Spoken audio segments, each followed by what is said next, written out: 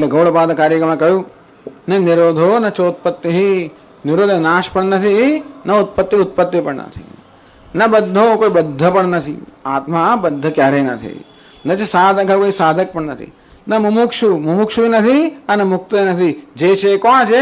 એક અદ્વિતીય પરમાત્મા. ઇત્યેષા પરમાર્થતા, આ જ પરમાર્થતા છે. આ સિવાય બીજો કશો અભિપ્રાય ધરાવો એ ભ્રમ છે. પારિશેષ્યાદ સત એકમેવ વસ્તુ.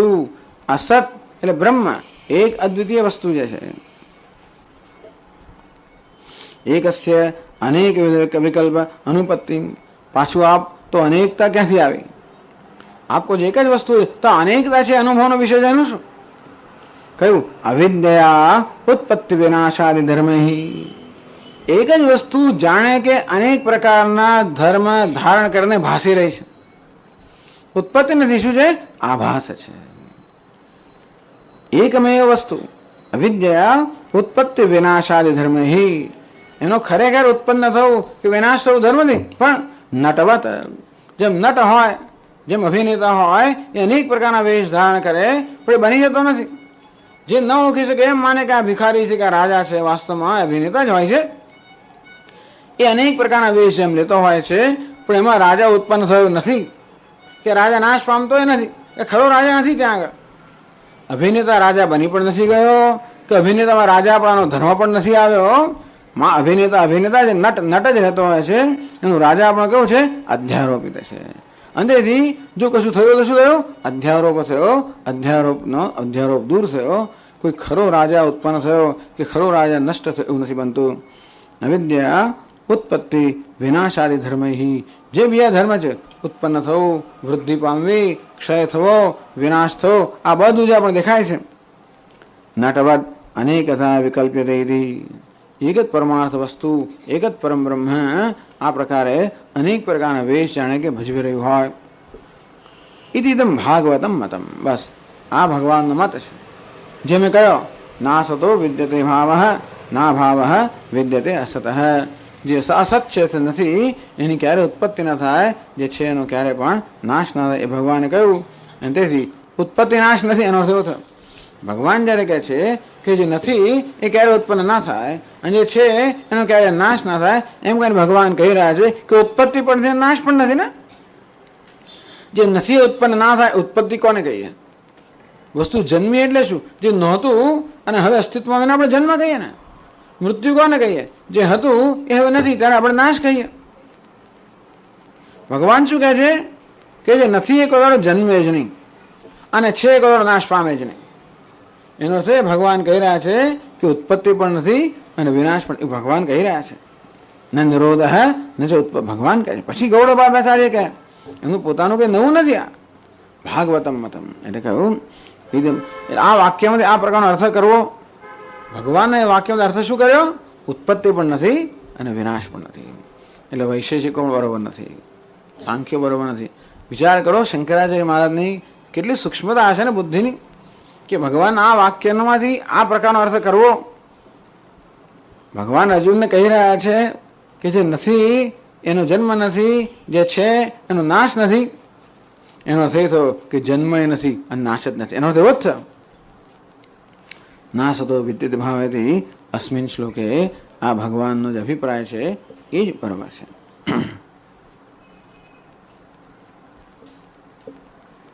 એવું શા પરથી કહો છો? તો કહે છે સત્પ્રત્યસ્ય અવ્યભિચારાત વ્યભિચારાચ ઇતરેષામ ઇતિ. તો કે જો સત પ્રત્યય હોવા પણ અસ્થિ અસ્થિ અસ્થિ એ ક્યારેય નષ્ટ થતું નથી ને. માટી છે, ઘડો છે, ઠીકરા છે, કાંકરા છે, ચૂર્ણ છે. સત પ્રત્યય અવ્યભિચારાત. ભલે નામ રૂપમાં ગમે તે ફેરફાર થાય પણ આ છે એમાં ક્યારેય ફેરફાર થતો જ નથી. વ્યભિચારાચ ઇતરેષામ. અને બીજા જે નામ છે, રૂપ છે, કેવા છે? વ્યભિચારી. અર્થાત એ તો હમણાં છે અને પછી નથી. એટલે ભગવાન કહે છે કે હમણાં છે અને પછી નથી એ ક્યારેય નથી, અને હમણાં છે અને પછી છે એ હંમેશા છે જ. એ જ છે અને બીજું છે જ નહીં. ભગવાને બે કોટી કહી દીધી. જે નથી એની ઉત્પત્તિ નથી અને છે એનો નાશ નથી. એટલે ભગવાને બે કોટી કહી, છે ને નથી. અને તો પછી સ્વામી હમણાં છે ને પછી નથી, એટલે જો પછી નથી તો હમણાં નથી. તો દેખાય છે એટલે હમણાં જે છે તે પછી છે.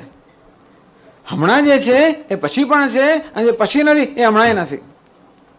પણ સ્વામીજી હમણાં માટી છે અને પછી ઘડો છે અને પછી ઘડો નથી. તો કે ભલે, જો પછી ઘડો નથી તો અત્યારે પણ નથી. માટી અત્યારે તો પછી પણ હોવી જ જોઈએ. જે છે એ હંમેશા હોવાની, જે નથી એ ક્યારે પણ નથી. હમણાં જણાય તો પણ માનવું નહીં કે છે, અને પેલું પાછળ ન જણાતા ન માનવું કે જતું રહ્યું. બસ આ સરળ સિદ્ધાંત, સરળ સિદ્ધાંત. મેં કોઈ પ્રમાણે જીવનમાં ઉતારીએ તો કોઈ પ્રકારનો પ્રશ્ન રહે જ નહીં. બધા પ્રશ્નો એક મોટો ઉકેલ છે. જરા આમ સરળ જણાય છે, અઘરો ઉકેલ છે. કારણ કે આપણે પેલું છે નથી માં ગુચવાઈ ગયેલા છે ને. એ તો એનું નામ સંસાર ને. પહેલા હતું ને હવે નથી. દુઃખ શેનું થાય છે આપણને? પહેલા હતું અને હવે નથી, અથવા હવે નથી ને પછી આવશે. જે સુખ હતું એ હવે નથી, જે સમૃદ્ધિ હતી એ નથી, જે સગાવાળા હતા એ નથી, જે ફલાણું હતું એ નથી. એ દુઃખ. અત્યારે જે છે એ નહીં હોય, આ વસ્તુ નહીં હોય એનું પણ દુઃખ. અથવા જે નથી જોયું એ આવશે, નથી જોયું એ આવશે એનું દુઃખ. હવે દુઃખ શેમાંથી છે? હોવાપણા અને નહીં હોવાપણામાંથી. ભગવાન કહે છે અત્યારે જે નથી એ પછી એ નથી, અને પછી નથી એ અત્યારે નથી. અત્યારે છે એ પછી એ છે, પછી છે એ અત્યારે પણ છે. નક્કી કરી લેવાનું કે મારો પુત્ર નહીં હોય તો શું? પણ પુત્રમાં કઈ વસ્તુ છે જે નહીં હોય? પુત્રમાં એવી વસ્તુ છે જે ક્યારે નહીં હોય, બને જ નહીં. છે. પુત્ર જે બ્રહ્મ છે એ તો ક્યારે ના હોય, બને જ નહીં. અને પુત્રનો દેહ જે છે એ પછી નથી હોવાનો, એ અત્યારે છે એવું બહુ માનવું નહીં. એટલે વિશ્વાસ શેના પર કરવો? બ્રહ્મ જે છે એની સાથે સંબંધ બાંધી દઈએ આપણે. જે છે એની સંબંધ બાંધી દઈએ. પુત્ર સંબંધ એટલે બ્રહ્મ જે મારા પુત્રના રૂપમાં છે એ બ્રહ્મ સાથેનો સંબંધ એવો બાંધી દઈએ. એ સંબંધ ક્યારેય પણ કોઈ આપણે એને વિખૂટ ના પાડી શકે.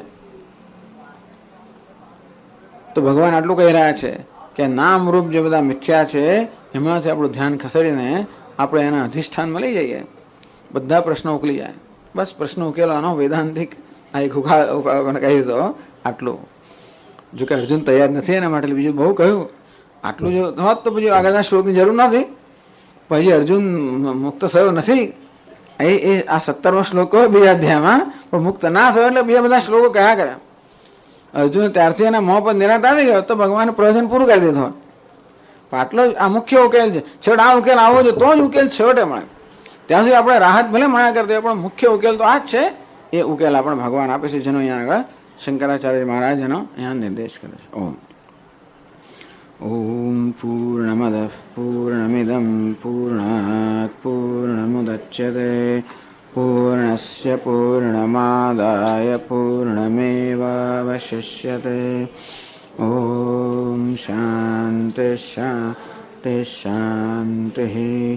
શંકરં શંકરાચાર્યં કેશવં બાદરાયણં સૂત્રભાષ્યકૃતૌ વંદે ભગવन्तૌ પુનઃ પુનઃ. ઈશ્વરો ગુરુરાત્મેતિ મૂર્તિભેદવિભાગિને વ્યોમવદ્વ્યાપ્તદેહાય દક્ષિણામૂર્તયે નમઃ. ઓમ શાંતિ શાંતિ શાંતિ. હરિ ઓમ. શ્રી ગુરુભ્યો નમઃ. હરિ ઓમ.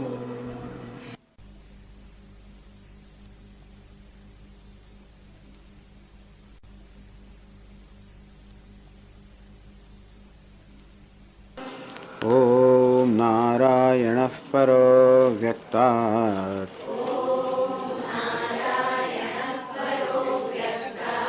અંડમવ્યક્તસંભવम्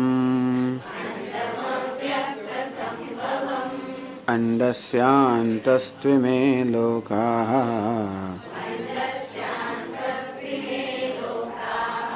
સપ્તદ્વીપા ચ મેદિની સહજં કર્મ કૌન્તેય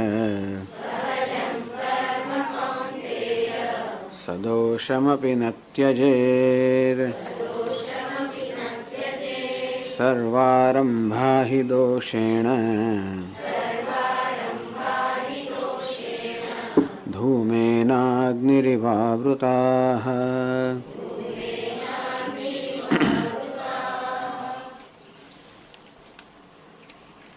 સહજમ કર્મ કૌંતેય સદોષમપી ન ત્યજેત. તો પોતાના કર્તવ્ય કર્મનો ત્યાગ ન કરવો જોઈએ. બસ એની ચર્ચા ચાલી રહી છે કે ભગવાન જ્યારે એમ કહે છે કે કર્તવ્ય કર્મનો ત્યાગ ન કરવો જોઈએ, ત્યારે ભગવાન એમ કહી રહ્યા છે કે કર્મ કરવું એ જ આત્માનો સ્વભાવ છે, માટે આપણે ઈચ્છીએ તો પણ કર્મનો ત્યાગ નથી શકે. કે બીજું કોઈ કારણ છે જેથી ભગવાન કહી રહ્યા છે કે કર્તવ્ય કર્મનો ત્યાગ ન થવો જોઈએ. તો વૈશેષિક પક્ષ, સાંખ્ય પક્ષ, આ બધાનો આત્મા વિશેનો ખ્યાલ છે એની ચર્ચા કરી. અને શંકરાચાર્ય મહારાજે બતાવ્યું કે એ લોકોના દર્શનમાં, એ લોકોના ચિંતનમાં કેવો દોષ રહેલો છે. એ લોકોનું દર્શન આવ્યું જે છે વેદાંતિન સિવાય, દ્વૈતિન સિવાય બીજા બધાનું દર્શન જગતને સત્યતા આપવાને કારણે અથવા આત્માને ખરેખર સુખી દુઃખી માની લેવાને કારણે આવેલું હોય છે, એક અથવા બીજું. તો વૈશેષિક લોકો આત્માને સુખી દુઃખી કરતા ભોગતા માનતા હોય છે, અને સાંખ્ય લોકો જગતને સત્ય માનતા હોય છે. આવું હોવાને કારણે વિચારમાં દોષ આવવાનો જ. ભગવાને તો ત્યાં કહ્યું, ના સતો વિદ્યતે ભાવ ન અભાવ વિદ્યતે સતઃ. જે છે નહીં એ ક્યારે પણ અસ્તિત્વમાં આવતું નથી, અને જે છે એનો અસ્તિત્વનો ક્યારેય લોપ થતો નથી. અને તેથી જેના અસ્તિત્વનો લોપ થતો જણાય છે એ વસ્તુ ખરેખર નથી. ટૂંકમાં જગત નામ રૂપાત્મક જગત જેમાં સતત પરિવર્તન થઈ રહ્યું છે. એટલે કે આપણે જોઈએ છે કે પહેલાની અવસ્થા જતી રહે, નવી અવસ્થા આવે. એટલે કે પહેલાની અવસ્થાનો નાશ થયો, નવી અવસ્થાનો જન્મ થયો. આમ જન્મ નાશની પ્રક્રિયા સતત ચાલ્યા કરે છે. ભગવાન કહી રહ્યા છે કે જન્મ જેવી કોઈ વસ્તુ નથી કે નાશ જેવી પણ વસ્તુ નથી. એમ જ્યારે કહેવામાં આવે કે જે નથી એનો જન્મ ક્યારે પણ ન થાય, અને જે છે એનો ક્યારે નાશ ન થાય. એટલે ખરેખર ભગવાન કહી રહ્યા છે કે જગતમાં જન્મ નામની કોઈ વાસ્તવિક વસ્તુ નથી, કે નાશ નામની કોઈ વાસ્તવિક વસ્તુ પણ નથી. ના અસત ભાવ વિદ્યતે. જે નથી એ ક્યારે પણ હોય, ઉત્પન્ન થાય એવું ના બને, અને જે છે એ ક્યારે પણ ન હોય એવું ના બને. જે નથી એ ક્યારે હોય એવું ના બને, અને જે છે એ ક્યારે નથી એમ ના બને. જે નથી એનું હોવું એનું નામ જન્મ, અને છે એનું ન હોય એનું નામ મૃત્યુ. આપણે સામે જન્મ અને મૃત્યુ કે ઉત્પત્તિ અને વિનાશ એ બધા જે ખ્યાલ આપણા છે. ઉત્પત્તિ એટલે જે નથી એનું હોવું, અને વિનાશ કોને કહેવાય? જે છે એનું ન હોવું.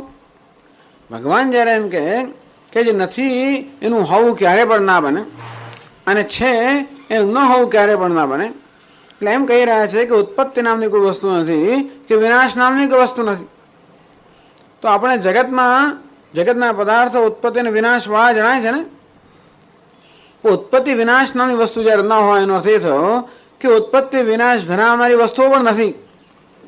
જો ઉત્પત્તિ અને વિનાશ પણ ન હોય તો ઉત્પત્તિ વિનાશ ધરાવનારી વસ્તુ પણ નથી.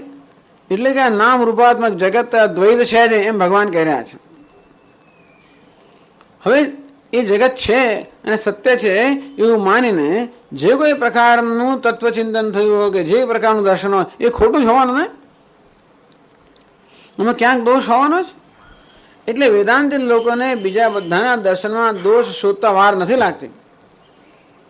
એ વધારે બુદ્ધિશાળી તો છે જ. જો કે અમે વેદાંતી લોકો વધારે બુદ્ધિશાળી હોય પણ ન હોય તોય પણ આપણે જાણીએ છીએ કે આ માણસ ક્યાં ખોટો છે, એને ક્યાંથી શરૂઆત કરી. અંક ગણિતમાં આપણે ક્ષ બરાબર 100 એ ધારવામાં ધારો ખોટું હોય, પછી બાકીના બધા પગલા ભરે ને સાચા હોય. તો રીતના આપણને ગુણ મળે, બાકી દાખલો સાચો ના પડે. તો એ લોકોની રીત બધી બરાબર હોય, વિચારવાની રીત ભલે ગમે તે સારી હોય, પણ મૂળ જે એમની સમજ છે, કે મૂળ જે કલ્પના છે, કે મૂળ ખ્યાલ છે, એ જ જ્યારે ખોટો હોય ત્યારે એ મૂળ સમજ પર કે મૂળ ખ્યાલ પર રચાયેલી બધી વસ્તુ ખોટી હોવાની. એટલે વેદાંતિને બધાને ખોટા ઠરાવે. એટલે આપણને એમ લાગે છે આ લોકોનો એક જ ધંધો છે, બધાને ખોટા ઠરાવે. એવું નથી. એ બધાને ખોટા ના ઠરાવે તો સાચું ના ઠરે ને. લોકોને સમજ ના પડે ને. લોકોને એમ કાંઈ સાચું નથી, લોકોને ખબર ના પડે આ સાચું કે પેલું સાચું. અને તેથી પેલામાં રહેલા દોષનું દર્શન કરાવવું પડે. એમ વૈશેષિક, સાંખ્ય વગેરે પક્ષો જે જન્મ, ઉત્પત્તિ અને વિનાશને સાચા માનીને રચાયેલા છે. આમ વૈશેષિક પક્ષને આરંભવાદ કહેવામાં આવ્યો, એટલે ખરેખર ઉત્પત્તિ થાય છે અને ખરેખર વિનાશ થાય છે એવું માનનારા લોકો. જગત જે હતું જ નહીં એની ઉત્પત્તિ થઈ અને જગત જે છે એનો વિનાશ થશે એ પ્રકારની માન્યતા ધરાવનારા, જેમ કે વૈજ્ઞાનિકો. અથવા સાંખ્ય લોકો એવું નથી માનતા. સાંખ્ય લોકો ઉત્પત્તિ વિનાશ માનતા નથી, પણ કોઈ પ્રકારના પરિવર્તન માને કે ઘડો માટીમાં અવ્યક્ત હતો એ વ્યક્ત બન્યો. એટલે ઘડાની એક અવસ્થા હતી અવ્યક્ત અવસ્થા, એ અવસ્થામાં ફેરફાર થયો, વ્યક્ત અવસ્થા આવી. એક અવસ્થામાંથી બીજી અવસ્થા, એટલે પહેલી અવસ્થાનો નાશ થયો અને બીજી અવસ્થાનો જન્મ થયો. એવું તો સ્વીકારવું પડે. ભલે ઘડાનો જન્મ નથી સ્વીકારતા, પણ વ્યક્ત અવસ્થાનો સ્વીકાર કર્યો. એટલે અવ્યક્ત અવસ્થા જે છે, અવ્યક્ત અવસ્થા નાશ પામી અને વ્યક્ત અવસ્થા જન્મી. ભલે ઘડો જન્મ્યો ના હોય, પણ અવ્યક્તપણાનો નાશ થયો અને વ્યક્તપણાનો જન્મ થયો. એટલા અંશમાં એ લોકો પણ નાશ અને જન્મ સ્વીકાર્યો. એટલે પેલા લોકો જવાબ થઈ ગયા. ટૂંકમાં નાશ જન્મ સ્વીકાર્યો એટલે તમે સમજ્યા જ નથી. તમે નાશ સ્વીકાર્યો અને જન્મ સ્વીકાર્યો, તમે સમજ્યા નથી વસ્તુ. તમે નાશ ને જન્મ રહસ્ય નથી સમજ્યા. એવું કહી દીધું. નાશ અને જન્મ દેખાય એનું એક રહસ્ય છે, એ પેલા સમજ્યા નથી. અને તેથી કહ્યું કે નહીં, એ એવી ખોટી સમજ પર રચાયેલી બધી તમારી આખી તમારો જે આખું દર્શન છે, સિદ્ધાંત છે, એ સિદ્ધાંત બરાબર નથી. એ બધું કહેવામાં આવ્યું. એ તેના કારણસ્યૈવ સંસ્થાનમ ઉત્પત્ત્યાદિ ઇતિ પ્રત્યુક્તમ. ના પ્રકારે વૈશેષિક અને સાંખ્ય આ બંને પક્ષનું ખંડન થયું. એટલે કે એમાં રહેલા દોષનું દર્શન કરાવ્યું. અને તેથી જે કોઈ એમ માનતો હોય કે કાર્ય સાચું છે, એટલે કારણની જ બીજી અવસ્થા કાર્ય એમ પણ માનતું હોય, પણ અવસ્થા તો માની જ ને. કારણ એક અવસ્થા છે, કાર્ય બીજી અવસ્થા છે.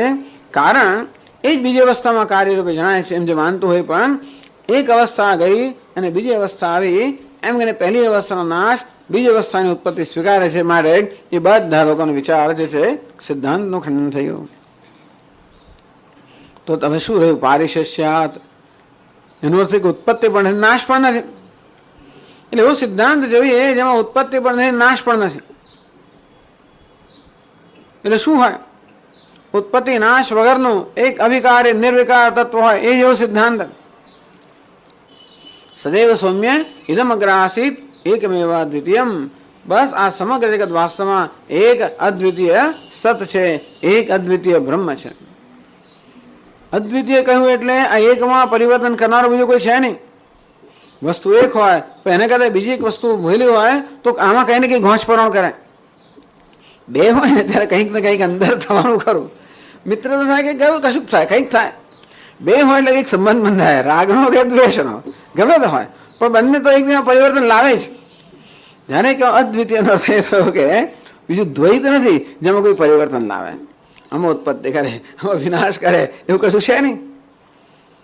એટલે એક છે, અદ્વિતીય છે, ઉત્પત્તિ વિનાશ શૂન્ય છે, અર્થાત નિર્વિકાર છે. બસ એ સિવાય કશું છે જ નહીં.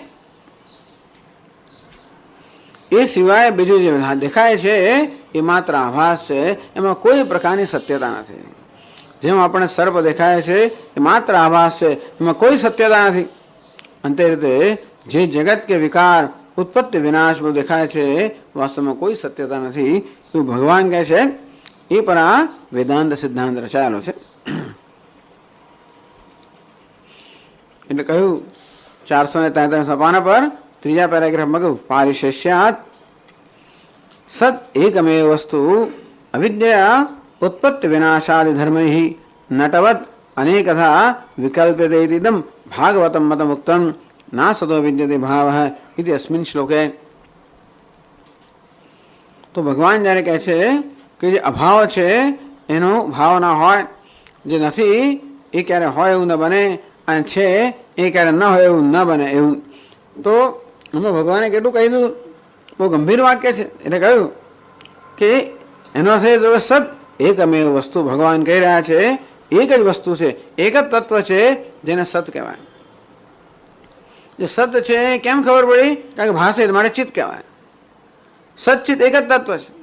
એક હોવાને કારણે અન્ય નથી એકની કોઈ મર્યાદા નથી, માટે અમર્યાદિત છે, માટે પૂર્ણ પણ છે, આનંદ છે. એટલે સત છે એ ચિત્ત પણ હોવું જ જોઈએ, અને સચ્ચિત એક હોવાને કારણે એ પૂર્ણ આનંદ પણ હોવું જોઈએ. અને માટે સચ્ચિત આનંદ એ સત્યમ જ્ઞાન અનંતમ એક જ તત્વ છે. તો એકસ્ય અનેકવિધ કલ્પ વિકલ્પ અનુપત્તિ, તો કે અવિદ્યા ઉત્પત્તિ વિનાશાદિ ધર્મ.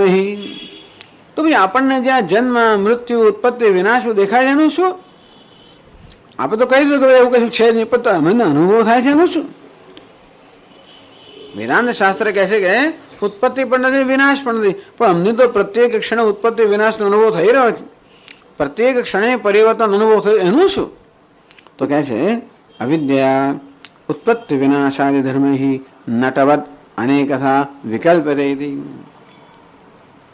એક જ નિર્વિકાર તત્વ અવિદ્યાને કારણે એના પર અનેક પ્રકારની કલ્પના કરવામાં આવે છે. જેમ એક જ રજ્જુ પર કલ્પના કરવામાં આવી, કોઈને સર્પ કહે, કોઈને માળા કહે, કોઈને દંડ કહે, ભૂછિદ્ર કહે, આમ એક જ રજ્જુ પર અવિદ્યાને કારણે અનેક પ્રકારની કલ્પના થાય. તેવી રીતે એક જ આ સત્યમ જ્ઞાન અનંતમ કે સચ્ચિદાનંદ વસ્તુ પર અનેક પ્રકારની કલ્પનાથી ઉત્પત્તિ થઈ, વિનાશ થયો, પરિવર્તન થયું, વૃદ્ધિ થઈ, આ બધી કલ્પનાઓ છે. તો એક જ રજ્જુ એમ કહી શકાય કે રજ્જુ જ સર્પ માળા દંડ ભૂછિદ્ર રૂપે ભાષે જ અવિદ્યાના કારણે. તે રીતે એક જ આ સદ વસ્તુ આ નામ રૂપાત્મક જગત કે અનેક રૂપે ભાષી રહે છે. બસ એમાં આભાસ સિવાય વધારે કોઈ સત્ય નથી. ઇતિદમ ભાગવતમ મક્ત મુક્તમ, આ જ વસ્તુ ભગવાને આ બીજા અધ્યાયના 17મા શ્લોકમાં કહી. ના સતો વિદ્યતે ભાવ ન ભાવ વિદ્યતે સતઃ.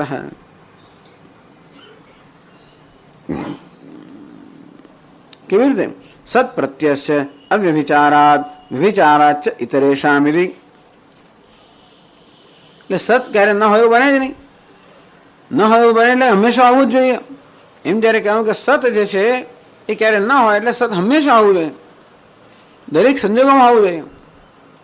અર્થાત એનો ક્યારે વ્યભિચાર ન થાય, એ ક્યારે ન હોય એવું ના બને. અને બીજી વસ્તુ નથી એટલે એ કેવી છે? પરિવર્તનશીલ છે. એને કહ્યું સત પ્રત્યસ્ય અવ્યભિચારાત. આ છે એ ખ્યાલ ક્યારેય મનમાંથી દૂર ના થાય. પ્રત્યય એટલે ખ્યાલ, સત પ્રત્યય એટલે છે એવો ખ્યાલ. માટી છે, ઘડો છે, ઠીકરા છે વગેરે, આમ ભલે નામરૂપ બદલાયા કરે પરંતુ છે એ ખ્યાલ ક્યારેય બુદ્ધિથી બહાર જાય નહીં. તમે જોજો કે આપણી બુદ્ધિ હંમેશા એ છે એ રીતે હંમેશા વિચારતી હોય, એ નથી એમ વિચારતી નથી હોતી. ભલે આપણે કઈ ઘડો નથી અને ફલાણું નથી એમ કહીએ, પણ તોય પણ એ ઘડો આપણા મનમાં એ ઘડાની કલ્પના આવે પછી આપણે કહીએ કે નથી. એ નથી કહેવાની પાછળ પણ એક છે પણ ખ્યાલ રહેલો જાય છે. એટલે આપણી બુદ્ધિ હંમેશા છે એ ક્ષેત્રમાં જ હંમેશા એની હંમેશા પ્રવૃત્તિ હોય છે. સત પ્રત્યસ્ય અવ્યભિચારાત. ક્યારે પણ આ છે પણ હું ક્યારેય પણ જતું નથી. અર્થાત આપણે છે પણથી ક્યારે સભાન ન હોય એવું ન બને. હંમેશા આપણે સભાનતામાં, આપણા જ્ઞાનમાં, આપણા વિચારમાં, આપણા અનુભવમાં છે રહેલું જાય છે. ઉપરાંત બીજું પણ હોય, ઘડો છે, વસ્ત્ર છે, ફલાણું છે, એ બધું વેદાંત કે એ અગત્યનું નથી. આપણે અગત્યનું છે ઓ ઘડો છે, કપડું છે, ઘર છે, ગાડી છે. વેદાંત કે એ બધું ગાડી વાળી શું છે એટલું અગત્યનું છે. વિચાર કરો, એનું પણ અગત્યનું શું છે? ઘડો ઠીક છે, એ તો ખાલી છે જે છે ને એને માત્ર એક રૂપ લીધું ઘડાનો. એ જે છે બીજું રૂપ લીધું વસ્ત્રનું, એ છે ત્રીજું રૂપ લીધું મોટર ગાડીનું, એ છે ચોથું રૂપ લીધું ઘરનું. આપણે મહત્વનું શું છે? પેલો ઘાટ મહત્વનો છે, પેલી કિંમત મહત્વની છે, મહાનતા મહત્વની છે. વેદાંતિન માટે શું મહત્વનું છે? આપણું જીવન આટલું સાદું થઈ જાય, ધારો કે આટલું આપણું જીવન સાદું સીધું થઈ જાય કે આપણે માટે છે એ જ મહત્વનું રહે, તો પછી કોઈ મહત્વનું ના હોય રહે જ નહીં ને વસ્તુ. આપણા અત્યારે છે પણ મહત્વ આપણા માટે હંમેશા એની કિંમત કેટલી છે મહત્વની છે, એ ઉપયોગી કેટલું છે મહત્વનું છે, એ મારું છે કે નહીં એ મહત્વનું. અત્યારે મહત્વની વસ્તુ કઈ છે? મારું છે કે નહીં. અને મારું હોય તો એની કિંમત કેટલી છે, કિંમત હોય તો ઉપયોગી કેટલું છે. એ રીતે એનું મહત્વ છે ને. પરંતુ વસ્તુનું મહત્વ બધા આટલા જ કારણ હોય કે છે એટલા પૂરતો જ જો આપણે આધાર આપીએ કે ભાઈ છે તો ખરું ને, ભાઈ બધામાં જીવ આમ કહે ને આપણે કે સ્વામીજી કૂતરામાં આત્મા તો છે જ ને, આ મચ્છરમાં જીવ તો ખરો જ ને, એ કારણે આપણે આધાર આપીએ. તો તેવી રીતે કોઈ વસ્તુને ચાલો એને એથી પણ સરળ પેલા બધા જીવ છે મારે આધાર આપીએ, પણ ટેબલમાં જીવ નથી મારે આધાર ના આપીએ કે છે તો ખરું ને. આ છે ને એ આદરને પાત્ર છે, એ જ આદરને પાત્ર છે, એને કારણે વસ્તુ આદરણીય બને છે. આપણે કહીએ કે આ મૂલ્યવાન છે, આ ઉપયોગી છે, આ ફલાણું છે, પેલા છે માટે કે છે પણ ના હોત તો આ ગાડી હોત ખરી? ગાડીમાંથી છે પણ લઈ લેવામાં આવે તો કશું બચે ખરું? કઈ ના બચે. સસલાના શિંગડા જેવું બની જાય. જે વસ્તુ છે ને છે પણાનો જયારે અનુગ્રહ ના હોય, આ સતનો અનુગ્રહ ના હોય તો વસ્તુ હોય જ ના શકે. તો પછી બિચારી ક્યાં, એને કોઈ મહત્વ ના હોય ને. તો દરેક વસ્તુને મહત્વ પ્રદાન કરનાર કોણ છે? એ વસ્તુ નહીં, નામરૂપ નહીં. કોણ? પેલું છે એ મહત્વ પ્રદાન. આપણે માનીએ છીએ કે મહત્વ નામરૂપને કારણે છે, મહત્વ કોને કારણે છે? પેલા છે પણ આને કારણે છે. ઉપયોગીપણા પણ કોણ પ્રદાન કરે છે? વસ્તુનું ઉપયોગીતા એ છે જતો તો ઉપયોગી પણ ના રહે ને. આમ એને મહત્વ કોણ પ્રદાન કરે, ઉપયોગીતા પ્રદાન કરે, જે કઈ વસ્તુ એનામાં છે, જે કઈ ગુણ છે, જે કશું છે એને એ બધું પ્રદાન કરનાર કોણ છે? છે. બસ એટલું આપણે પૂરતું હોત તો પછી નામ રૂપનું મહત્વ રહે છે નહીં, જરા પણ ના રહે. જેમ સોનાનું મહત્વ આવ્યા પછી ગમે તે આકાર હોય, બંગડી લાવવા આપણે તો જોખીએ છે ને, કેટલા તો કે ભાઈ 10 તોલા સોનું જોઈએ, કેવો આ ઘાટ છે મહત્વ નથી, બંગડીઓ મૂકો, બુટ્ટી જે મૂકો એ મૂકો, ત્યાં ઘાટ મહત્વ શું મહત્વનું છે? માત્ર સોનું મહત્વનું છે. ના ના બરાબર, પેલી બંગડી નહીં, આ તો મારી સાસુએ આપેલી છે બહાર કાઢવા, પેલું નહીં આ તો મારા દાદા આપે છે, તો પછી પાછું બધું બદલાઈ જાય. પણ બાકી એમાં સોનું જ મહત્વનું હોય. તેવી રીતે જે વસ્તુ સાર તત્વ છે, જે તત્વ છે, જે મૂળભૂત વસ્તુ છે, એ જીવનમાં જેમ મહત્વની બનતી જાય તેમ તેમ એનો આકાર, એના નામ રૂપ, એનો ઘાટ, આ બધી વસ્તુ ઓછી ને ઓછી મહત્વની બનતી જાય. ભક્તિ શાસ્ત્રમાં એટલી વસ્તુ કે ભગવાન માટે જેમ રસ જન્મે તેમ સંસારનો રસ ઓછો થાય. સંસાર એટલે નામરૂપ અને ભગવાન એટલે અસ્થિ. વેદાંત માટે ભગવાન એટલે કોણ? સત. જે સત છે ચિત્ત પણ છે, એટલે આનંદ પણ છે. એ સચ્ચિત આનંદ એક રૂપ આપીને આપણે ભગવાન કહીએ છીએ. જે કોઈ રૂપ આપણે આપીએ અને શ્રી કૃષ્ણ કહીએ, રામ કહીએ, જે કહીએ તે એ શું છે? એ સચ્ચિદાનંદ.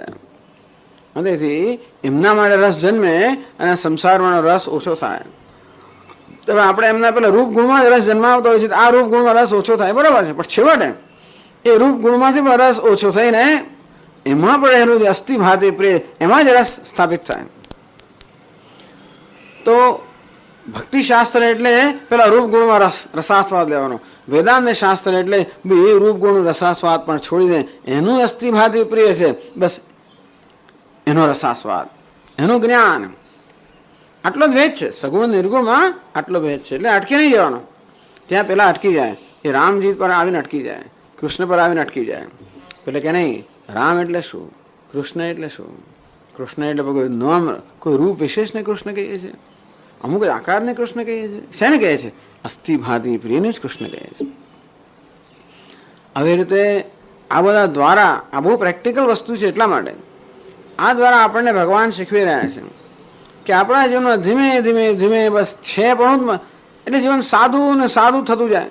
છે પણ મહત્વનું રહે, અસ્થિ ભાત એ જ મહત્વનું રહે. કયું નામ છે, કયું રૂપ છે, કયો ઘાટ છે, કોનું છે એ પણ મહત્વનું ના રહેતો. મારું તારું જે છે તો ખરું ને, બસ એટલે એટલું જ આદરણીય છે. ધારો કે તો એવું તો આપણા જીવનમાં આદર હંમેશા જળવાઈ રહે. એના માટે પ્રેમ તો પ્રેમ જળવાઈ જ રહે. એ કોઈ જાય નહીં, છે પણ તો જાય જ નહીં. મારા પણ જતો રહે, અહીંથી કોઈ લઈ જાય તો મારા પણ જતો રહે. એટલે મારા પણ માટે પ્રેમ હોય તો એ પ્રેમ જતો રહે. મૂલ્યવાન છે મારે પ્રેમ, તો રૂપિયાની કિંમત ઘટી ગઈ, પ્રેમ જતો રહ્યો. વસ્તુની કિંમત ઘટી જાય ને. તમે ગમે તેટલો પ્રેમ કરતો હોય તો થોડા વર્ષમાં એની અંદર ફેરફાર થવાનો જ ને. એમાં વૃદ્ધિ થવાની, એનો ક્ષય થવાનો, ગમે તે વસ્તુ હોય. એટલે આપણે ઘાટને પ્રેમ કરતો ક્યાં સુધી ટકે? અરે ગુણને પ્રેમ કરે તો ના ટકે. ગુણ પર કદાચ જતા રહે, એમાંય ફેરફાર થાય. કેટલો બુદ્ધિમાન છે અને એક અહીંયા લાગ્યો ને બુદ્ધિ જતી રહી, શું થાય? કેટલો વિદ્વાન છે. એટલે આપણો પ્રેમ જ્યાં વિશેષ સ્થાને છે એ પ્રેમ વ્યભિચારી થઈ જવાની શક્યતા છે. નિર્વિશેષપણો પ્રેમ છે કેવો છે? અવ્યભિચારી. એટલે રામચંદ્ર કે આપણા પ્રેમને કોઈ ઓળખતું નથી. સીતાને કહે આવો સંદેશો મોકલાવ્યો. લોકોનો પ્રેમ હંમેશા રૂપ ગુણ માટે હોય. આપણો પ્રેમ તો શેના માટે છે? જે મૂળભૂત તત્વ છે એને માટે પ્રેમ હોવાને કારણે એ પ્રેમ એમાં ક્યારેય વ્યભિચાર થાય જ નહીં. એટલે એમ નથી કે વેદાંતી લોકો પ્રેમની વાત નથી કરતા. અવ્યભિચારી ત્યારે જ પ્રેમ થાય જ્યારે પછી પેલા અનન્ય શ્રી કૃષ્ણ સિવાય બીજા કશા ના એમ કરે કે આપણને ભલે બીજી રીતે વ્યભિચાર કે શ્રી કૃષ્ણ સિવાય બીજા કોઈ ના પૂજવા. પણ શ્રી કૃષ્ણ કયા ને પૂજવાના? 11 વર્ષના ને 7 વર્ષના ને પછી 6 મહિનાના બાળકને કે દ્વારિકાધીશને પછી કોને? એમાં ડાબી બાજુ વાંસળી વાળા, જમણી બાજુ વાંસળી વાળા કે પછી ગોવર્ધન કયા? વ્યભિચાર ના થયું કેવું બને? તો ઇસ્કોનમાં જાઓ તો એમનું કૃષ્ણ રૂપ જુદું હોય, પાછું શ્રીનાથજી મંદિર વળી જુદું હોય, વૃંદાવન મંદિર વળી ત્રીજું હોય. એટલે અવ્યભિચાર એ જ હોય શકે જે બધા વિશેષથી પર છે. અનન્યાહ ચિંતયંતો મામ યે જનાહ પર્યુપાસતે. અનન્યાહ તો જે લોકો અનન્ય છે, મારાથી અન્ય નથી.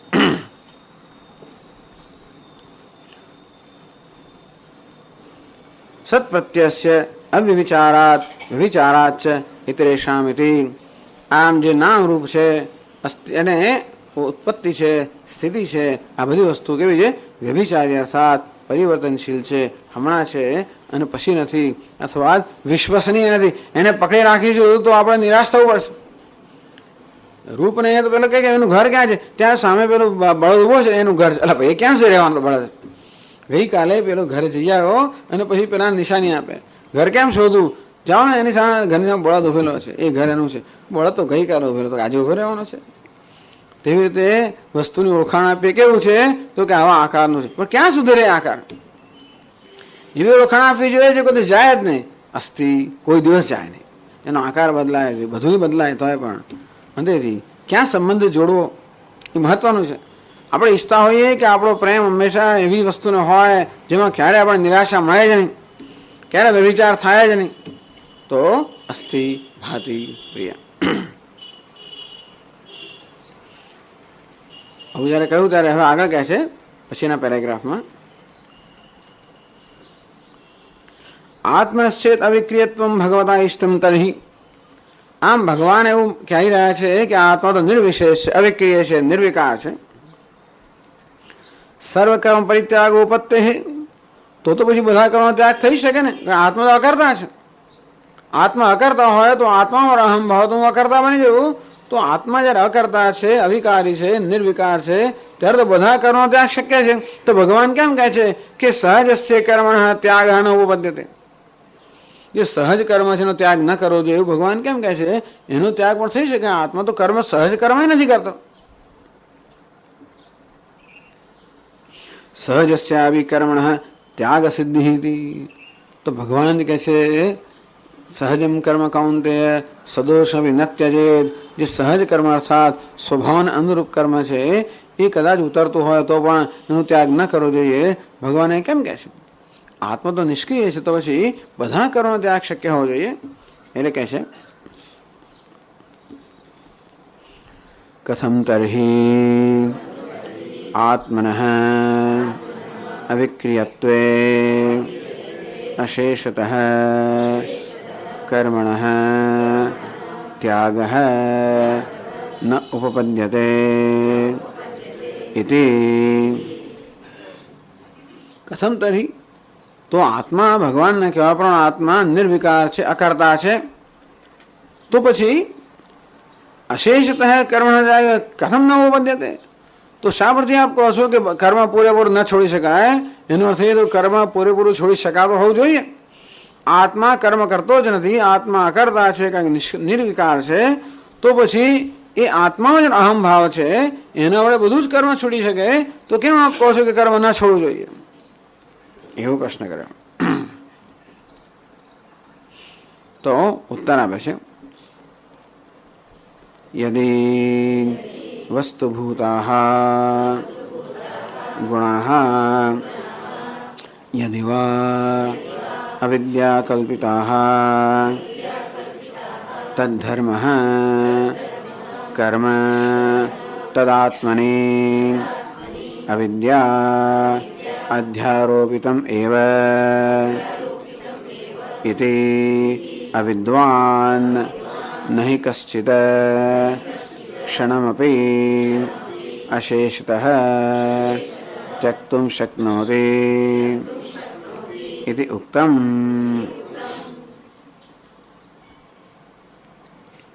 यदि वस्तुभूताः गुणाः, એ ગુણ શબ્દનો વિકાર કરવામાં આવ્યો. ગુણ એટલે સત્વરજસ તમસ, ત્રણ ગુણ એનો વિકાર.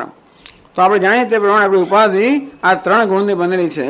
આપણું શરીર જે છે સ્થૂળ દેહ એ તમો ગુણમાંથી બન્યો છે અને આપણો સૂક્ષ્મ દેહ રજોગુણ ને સત્વગુણમાંથી બનેલો છે.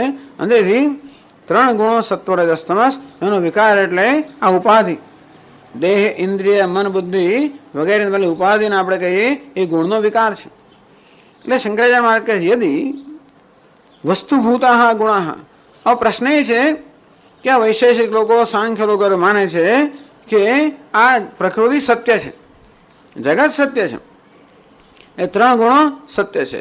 એટલે ત્રણ ગુણોનો વિકાર આ શરીર, મન, બુદ્ધિ પણ સત્ય છે. ચાલો, વસ્તુભૂતા યદિ વા અવિદ્યા કલ્પિતા, કે વેદાંતિન લોકો કહે પ્રમાણે આ કે સત્ય નથી, અવિદ્યાથી કલ્પિત છે, એટલે અવિદ્યાની ઉપજ છે.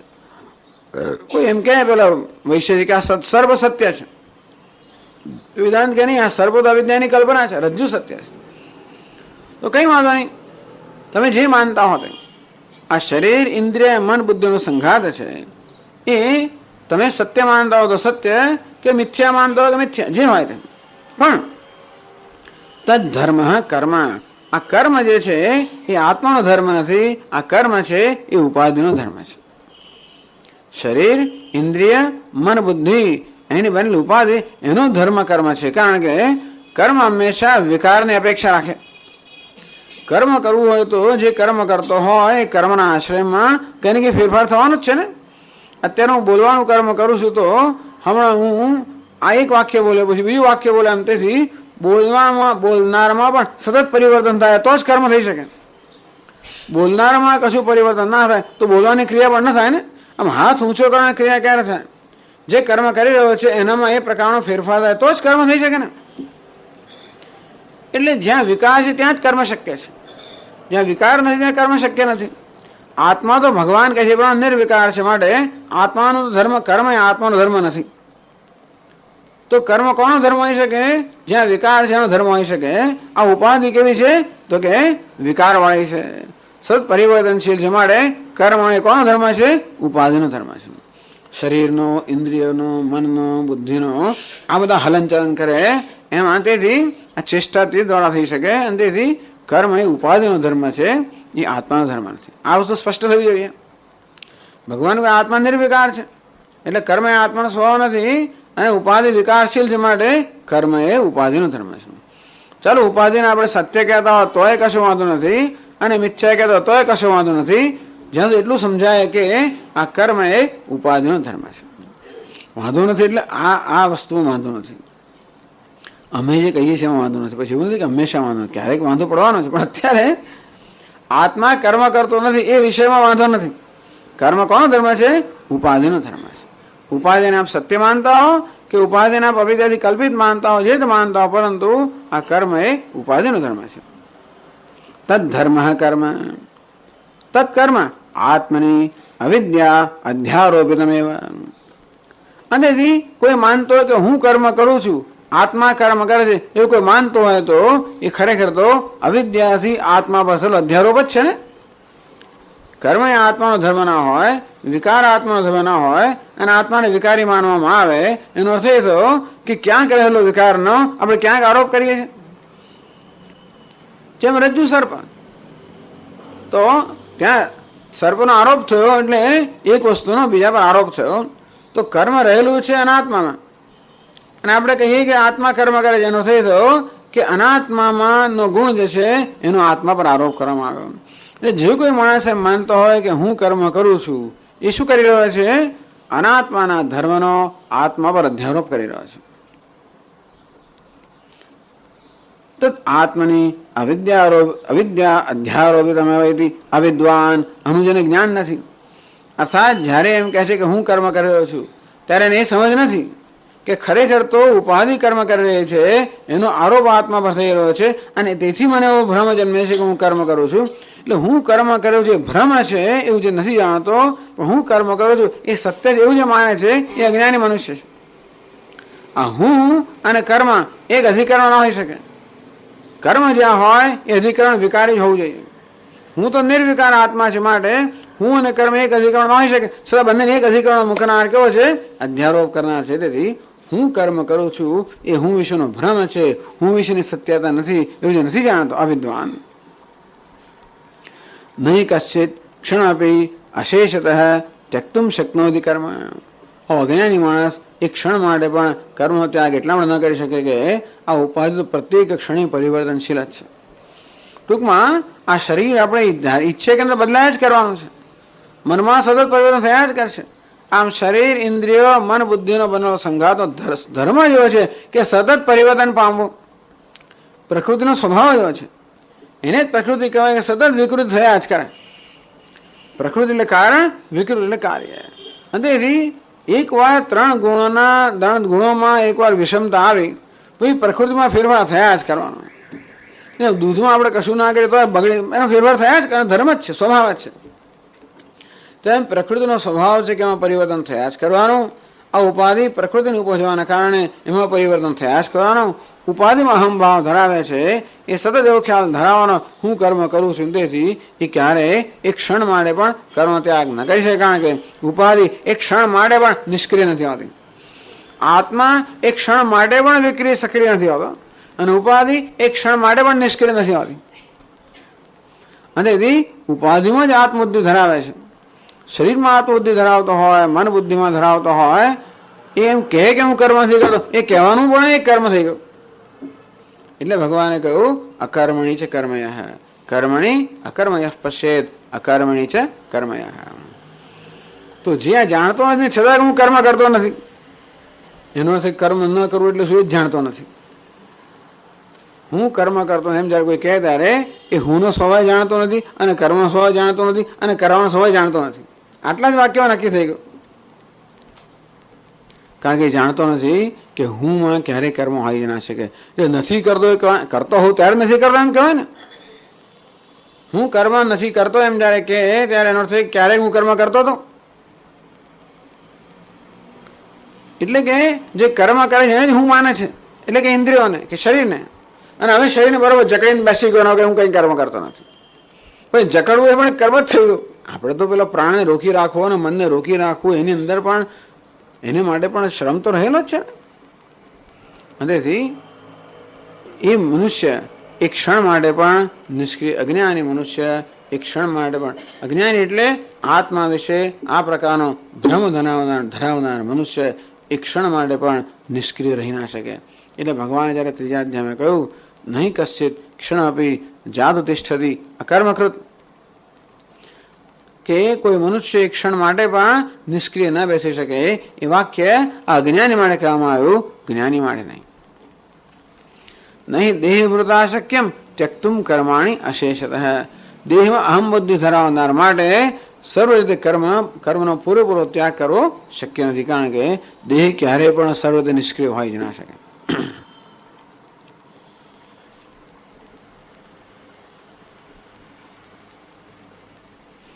પણ જ્યાં જાણે છે એના માટે શું તો કહે છે વિદ્વાંસ્તો પુનઃ વિદ્યયા અવિદ્યાયામ નિવૃત્તાયામ શક્નોતિ એવ અશેષતઃ કર્મ પરિત્યક્તુમ અવિદ્યા અધ્યારોપિતસ્ય શેષ અનુપત્તેઃ. વિદ્વાંસ્તુ પણ જે વિદ્વાન છે અર્થાત જે આત્માનું સ્વરૂપ જાણે છે અને અનાત્માનું સ્વરૂપ જાણે છે, એ જાણે છે કે કર્મ એ અનાત્માનો સ્વભાવ છે અને આત્મા નિષ્ક્રિય છે, અકર્તા છે. એટલે કે નૈવ કિંચિત કરોમિતિ યુક્તો મન્યેત તત્વવિદ પશ્યન શૃણવન સ્પૃશન જઘ્રન. એટલે કર્મ થઈ રહ્યું છે ત્યારે પણ આત્મા અકર્તા છે આવું જાણનાર છે. આત્મા અકર્તા બનવાનું નથી, આત્મા નિત્ય અકર્તા જ છે. તેથી કર્મ થયેલું છે ત્યારે પણ આત્મા અકર્તા, હું અકર્તા જ છું. એ જોઈ રહ્યો છે, સાંભળી રહ્યો છે, પશ્યન શૃણવન, જોઈ રહ્યો છે, સાંભળી રહ્યો છે, સ્પર્શ કરી રહ્યો છે, ખાઈ રહ્યો છે, પી રહ્યો છે, ચાલી રહ્યો છે, બધું કરે છે. આપણે કરીએ બધું કરતા કરતા પાછો કહે છે કે હું કઈ કરતો નથી. તમે બોલો છો તો ખરા કે હું કઈ કરતો, હું બોલતો નથી કહે છે. આવું બોલે છે, હું બોલતો નથી. તો કોણ બોલ્યું? હું નથી બોલતો કહે છે. નૈવ કિંચિત કરોમિતિ યુક્તો મન્યેત તત્વવિદ. બહુ ગંભીર વાક્ય છે. એ જયારે કોઈ આપણે કહીએ હું નથી બોલતો ત્યારે કઈ ખસી લઈ જવો પડે ડોક્ટર પાસે, એવી વાત છે.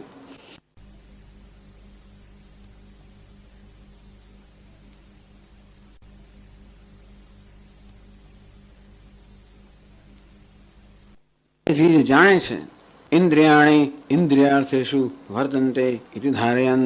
જેને આ પ્રકારનો વિવેક છે કે કર્મ એટલે ઇન્દ્રિયો પોતાના વિષય સાથે પ્રવૃત્તિ કરી રહ્યા છે. ગુણાહા ગુણેષુ વર્તન્તે. આ ત્રણ ગુણોનો બનેલો આ એક સંઘાત, ત્રણ ગુણોના બનેલા આ જગત સાથે વ્યવહાર એનું નામ કર્મ. એ તો મારી સન્નિધિમાં થઈ રહ્યું છે. હું તો માત્ર અસ્તિત્વ, હું તો માત્ર સન્નિધિમાન છું. મયા અધ્યક્ષ, હું તો અધ્યક્ષ છું. હું તો સચ્ચિદાનંદ સ્વરૂપ છું. મારી સન્નિધિમાં ઉપાધિ અનેક પ્રકારની ક્રિયાઓ કરી રહી છે. એ બધી ઉપાધિ દ્વારા આ ક્રિયાઓ થવા માટે મારી સન્નિધિ વધારે કંઈ પણ ના જોઈએ. પણ કંઈક તો આત્મા કરતો હશે, કંઈક તો પ્રેરતો હશે. જરા પણ નહીં, કોઈ પ્રેરણા પણ નહીં. એ પણ એવું પણ કર્મ નહીં. યસ્ય સન્નિધિ માત્રેણ દેહેન્દ્રિય મનોધિય વ્યાપારેષુ સ્વકીયેષુ વર્તન્તે પ્રેરિતા એવ. યસ્ય સન્નિધિ માત્રેણ, જેની સન્નિધિ માત્રથી જ દેહેન્દ્રિય મનોધિય, આ દેહ ઇન્દ્રિય મન બુદ્ધિ આ સંઘાત સ્વકીયેષુ વ્યાપારેષુ વર્તન્તે, આ બધા જ પોતપોતાની પ્રવૃત્તિ કરી રહ્યા છે. પ્રેરિતા એવા, જાણે કે કોઈને પ્રેર્યું હોય. આ મનને કે ઇન્દ્રિયોની પ્રવૃત્તિ જોતા એમ લાગે કોઈને પ્રેરણા કર્યો છે, કોઈને વિશે કરાવડાવી રહ્યું છે. માટે આપણે એવી કલ્પના કરીએ કે આત્મા પ્રેરણા કરતો હશે, આત્મા કરાવતો હશે. આત્મા કે હું તો કંઈ કરતો નથી. ઘણા નાના છોકરાઓ લડે ને, પેલું એક જણ આવીને કરે ને કંઈક કશું, આ જો પેલું અંદરથી પાછળથી કહેતો છે. ઘણી વખત થતો ને બે છોકરા હોય ને, એક પેલાને આગળ ધરે હંમેશા, પાછળથી કંઈક કરે. કારણ કે જે મમ્મી નામ કહ્યા, પપ્પા નામ કહ્યા, એટલે આવે ને આપણે ખબર પડે કે પેલા જ કરાવ્યું હશે. કોઈ પ્રેરણા છે? કારણ કે આના વર્તન પછી લાગે છે કે આના વાક્યો નથી લાગતા, આનું બોલાવાનું લાગતો નથી. મને કોઈ એની પાસે બોલાવડાવતું હશે. તેવી રીતે આ શરીર કે ઇન્દ્રિયો જયારે કર્મ કરતી હોય ત્યારે લાગે કે કોઈક અમને પ્રેરી રહ્યું છે. આમ ઇન્દ્રિયોના વર્તન પરથી એમ લાગે કેનેશિતમ પતતિ પ્રેષિતમ મનઃ. કોના આદેશથી આ મન પોતાનું કાર્ય કરી રહ્યું છે?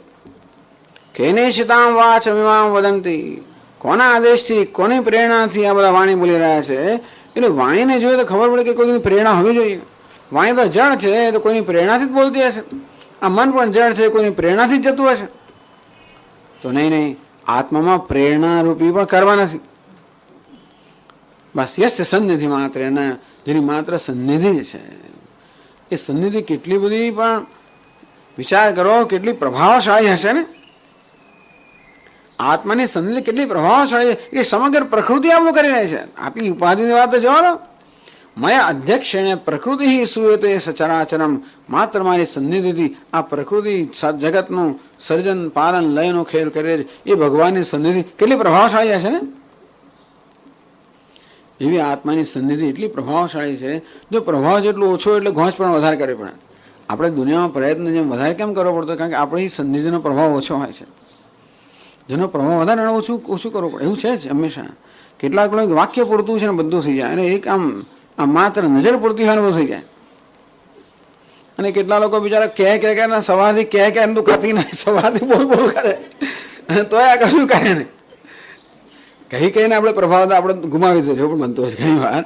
કહે આપણે પ્રભાવ ગુમાવી બેઠા હોઈએ છીએ, સમજાય.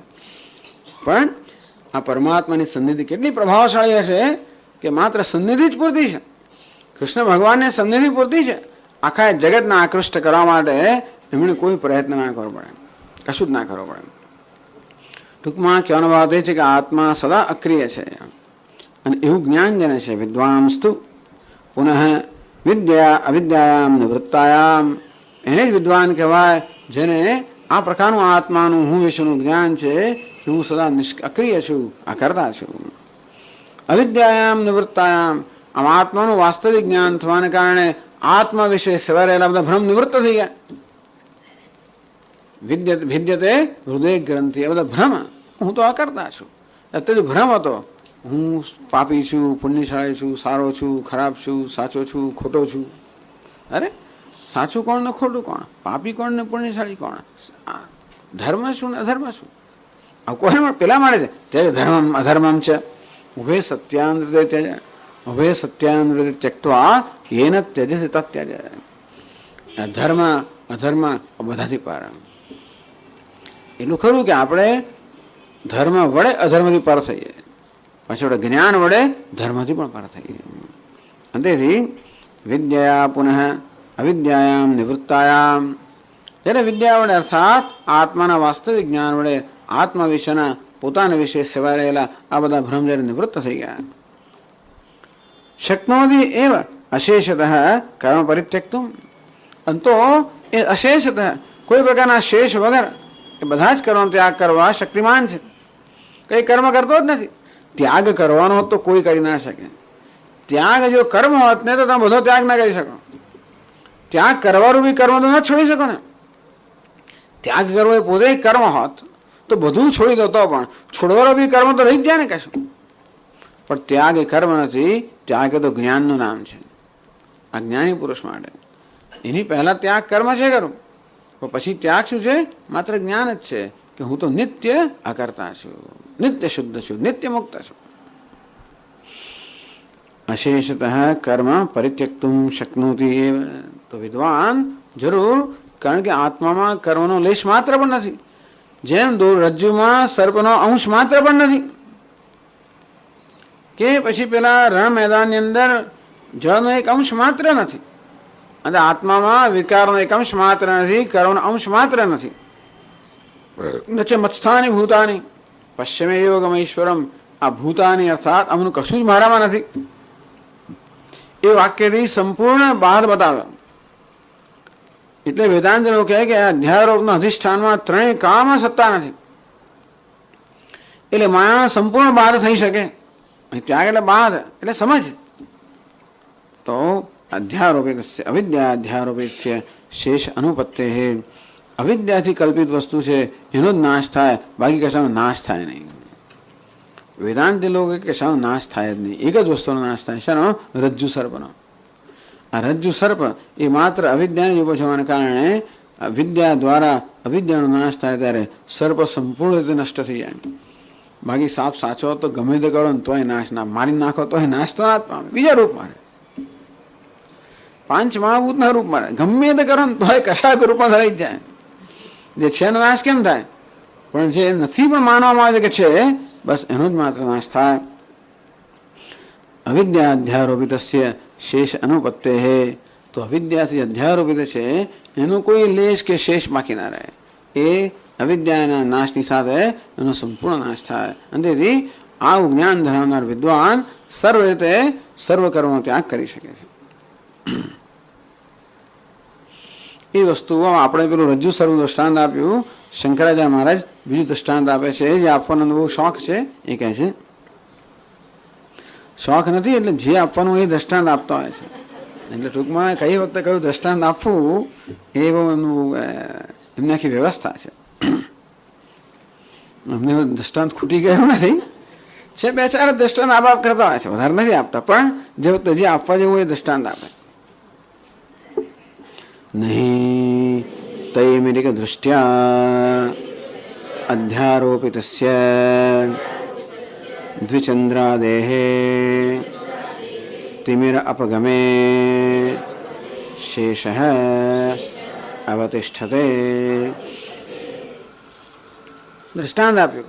નહીં તૈમિરિક દૃષ્ટ્યા, એક આંખમાં તિમિર નામનો એક વ્યાધિ, તો એવો એક, આપણે એને મોતિયો કહીએ, પણ તિમિર નામનો એક વ્યાધિ હોય છે.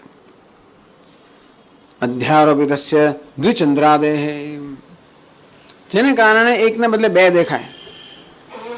ચંદ્ર એક જ હોય, ચંદ્ર જ એમને યાદ આવે છે. સૂર્ય કાંઈ સૂર્ય દેખાય નહીં, સૂર્ય સામે જોઈ કોણ શકે? ચંદ્ર સામે જોઈ શકાય, માટે એકને બદલે બેનો ભ્રમ સૂર્યમાં ના થાય, કે જોઈ શકાતો તો થાય ને સૂર્યમાં. પણ ચંદ્ર આહલાદક છે, શીતળ હોવાના કારણે જોઈ શકીએ અને જોવા ઈચ્છે પણ ખરા. સૂર્ય સામે કોણ જોવા ઈચ્છે? હવે તપતો હોય તો કોઈ જોવા ઈચ્છે જ નહીં. જ્યારે ચંદ્ર તો આપણે જોવા ઈચ્છીએ ત્યારે ત્યાં ભ્રમ જન્મે. પેલા ત્રિમિર રોગને કારણે ભ્રમ જન્મે. જે એક ચંદ્ર હોય ત્યાં પણ બે દેખાય. તૈમિરિક દૃષ્ટિ અધ્યારોપિત છે.